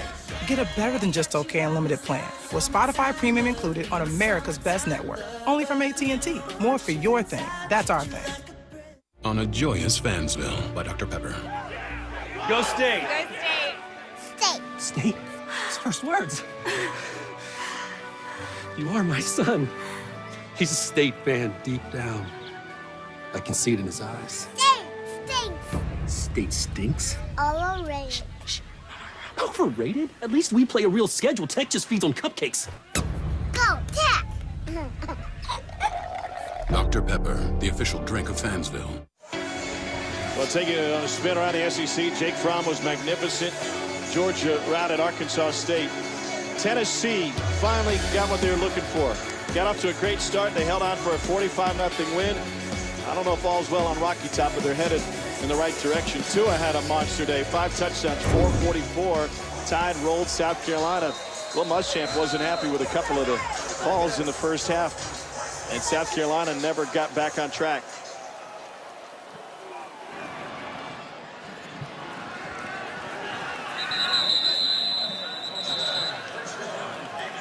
So are we still on pace for the SEC to get multiple teams in? Well, according to the All-State Playoff Predictor, the SEC has a 63% chance to get 2 teams into the CFP. That would be better odds than the Big Ten, the Big 12, or the Pac-12 have to get even 1 team in. A lot will hinge on what Georgia does with Notre Dame next Saturday night. Well, I know Notre Dame looks good. Ian Book had a big day today, but I just look at that offensive line for Georgia. They haven't been tested yet, and if they need to throw 40 times with Jake Fromm, they can. They're going to be tough to stop. They're so big, so powerful. They lean on you for 4 quarters, and when they need to, Fromm will dice you up. And it looks like George Pickens is going to be that guy on the outside for the Bulldogs. Oh, my gosh. A couple of the catches that he's making. He had a toe tap catch down the sideline today that looked like an NFL catch, because he looks like, even as a freshman, an NFL receiver. Yeah, he does. Tell you what, the SEC might not be as deep as I think sometimes from top to bottom we're used to seeing, but the cream of the crop at the top, LSU, Bama, Georgia, they're as good as I think they've ever been. LSU 3 national titles. Could this be a national championship caliber team? Play clock at 3. Pressure coming up the middle, and they fit it to stop the run. No gain. Urlacher, what do you think of LSU defensively tonight? Tough to get a real read. A little bit disappointed in the secondary, and I know Dave Aranda wanted to mix up some things and do some different things, but they have not been able to get home rushing forward. That is going to be a problem when you're going to face maybe Kyle Trask, when you're going to face an Auburn team that needs to put the ball in the air because their offensive line's not opening up in the run game, when you're going to face Kellen Mond and you're going to face Tua. They're going to have to get home with 4 or at least 5, and they haven't shown tonight they can consistently do that. They are without their leading edge rusher and Caleb Chason. They are without Michael Divinity, who has shown a propensity to get after the quarterback. They are torching the backup quarterback for Northwestern State. They've been in Bryce Rivers' face the entire time, and that one falls incomplete. And I'll tell you, Tom, the coaching staff was a lot more disappointed than I think myself and Jordan were with what happened in the Texas game. I mean, you got one cornerback who misses missed times to jump to knock a pass down. You got 2 50-50 balls. You got one screen that goes for a lot of yards. It's not like they were busting assignments and guys were just running free, running wide open. That wasn't really happening against Texas. Dave Aranda said, I've got all the books and binders, planned everything out. This is what I thought would work. It showed up and hadn't been the case. Palmer returned the last one for a score. Won't have a chance here. Well, you know what happened in the Bahamas with Hurricane Dorian, and now there's a tropical storm bearing down on the islands again. Tropical storm Umberto, and you have a chance to help the people affected by the weather in the Bahamas. Your donation will help support Red Cross preparation, response, and recovery efforts in the United States and Bahamas. Go to www.redcross.org/ESPN or call 1-800-RED-CROSS to donate now.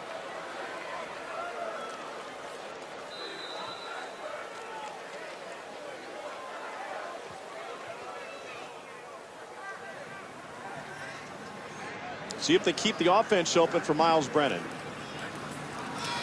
He wants to throw. And he completes that pass. Forget that they're still throwing. I understand why, but have we ever seen an LSU team on offense at any point up like they are in this game?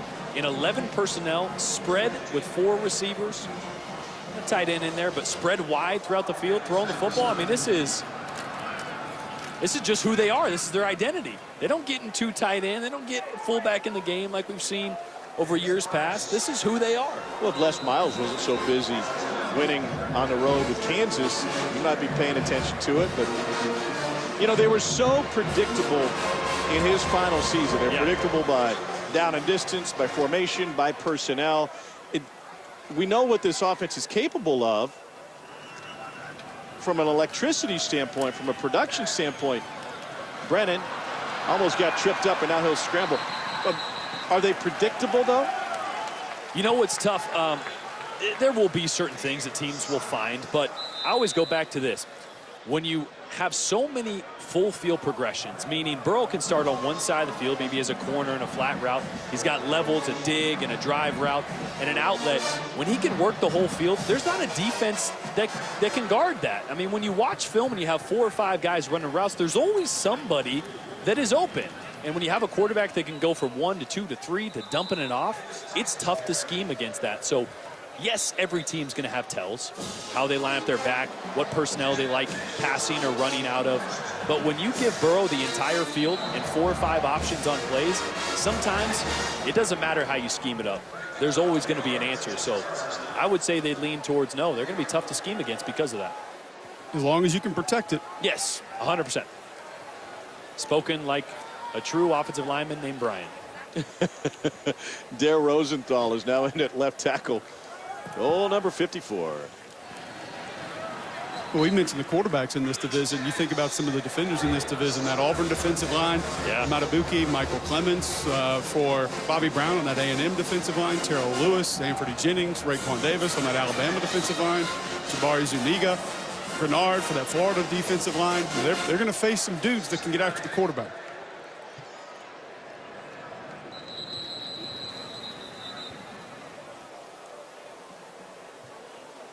In a play clock situation, they will reset it and roll with it again. How about this offensive production? It is historical. First time since 1930 that they scored 45 points or more in each of their first 3 games. 1930. The first 3 opponents were South Dakota Wesleyan, Louisiana Tech, and Louisiana Lafayette. Reversal of field for Jenkins. Got a key but fair block and takes it inside the 5 and just short of the goal line. By the way, they beat South Dakota Wesleyan 76-zip to start the 1930 season under Russ Cohen. This looks like the kind of play that would happen in a 76-0 game. Again, attacking the middle of the field. A staple for this new LSU offense. Straight ahead. And a lunge at the goal line will put him in a touchdown from 2 yards out. Tyrion Davis-Price. Second touchdown of the game. Nice earrings.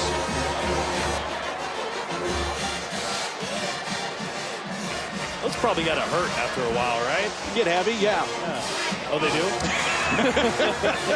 You said that like you got experience.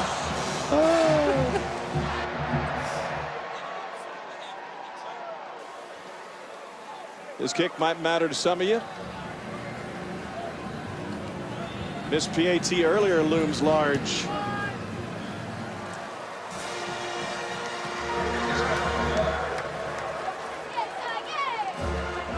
.51 lead for LSU.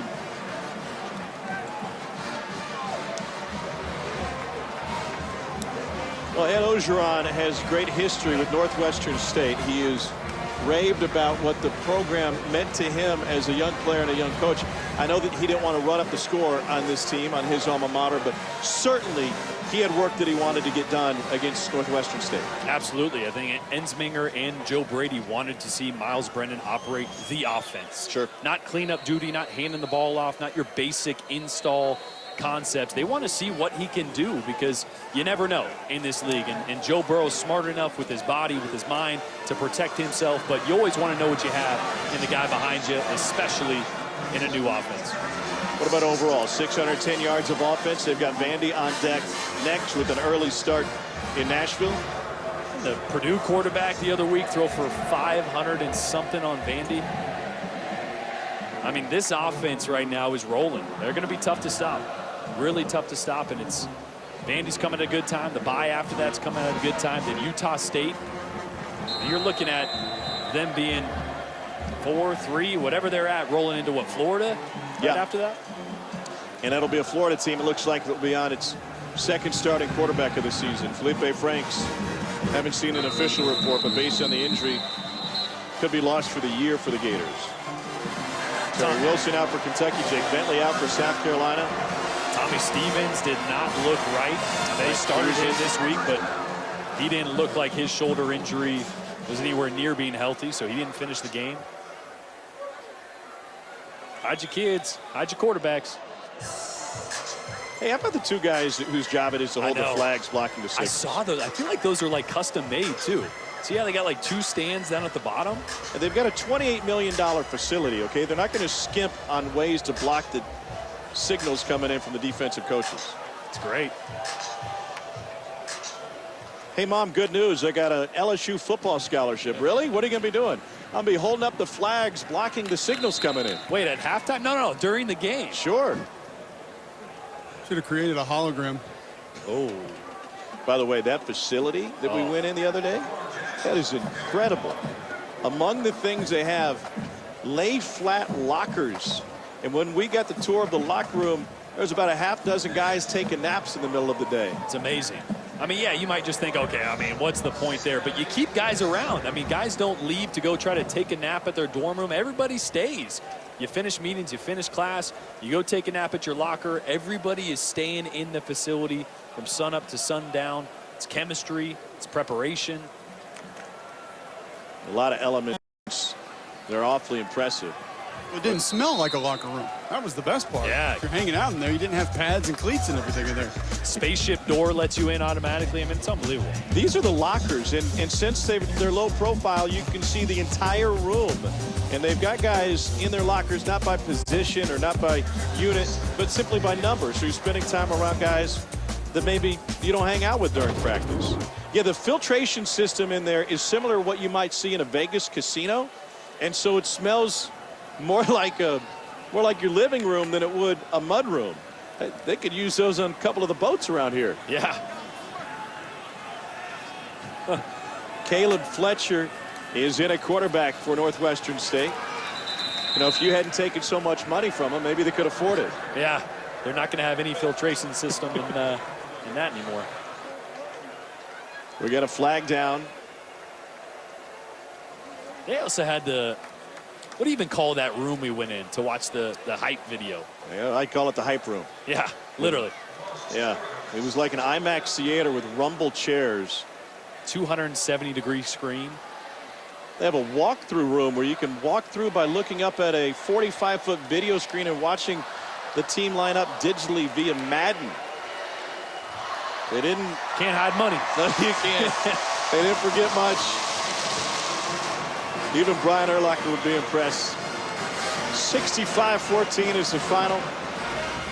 Joe Burrow, 21-24 for 373 and 2. Are there concerns defensively? Yeah, Northwestern State got a couple touchdowns against them in the first half. The week after a Division II school didn't allow them to score 2 touchdowns.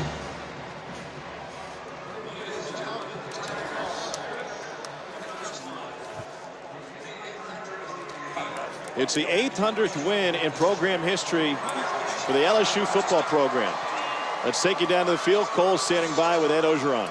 Coach Orgeron, oftentimes it's very difficult for your football team after a big emotional win like you had against Texas to bounce back the next week. It's even more difficult to bounce back after a sloppy first half of football and finish strong in the second half. What did you learn about your team in the second half today? Maturity, play for 60 minutes. We realized they will play a little bit better than they thought we would. They punched us in the mouth, but we said we're going to throw the last punch, and we did. I'm proud of our team in the second half, especially our defense. Dave Aranda made a tremendous adjustment to shut them out in the second half. Give credit to Northwestern, man. They played a lot better than they ever played all year. Joe Burrow may have made one mistake today, but it looks like he took what he did against Texas and literally just kept it rolling. How do you even describe what he's doing right now? Yeah, confident, mature, senior. That's the way it ought to be.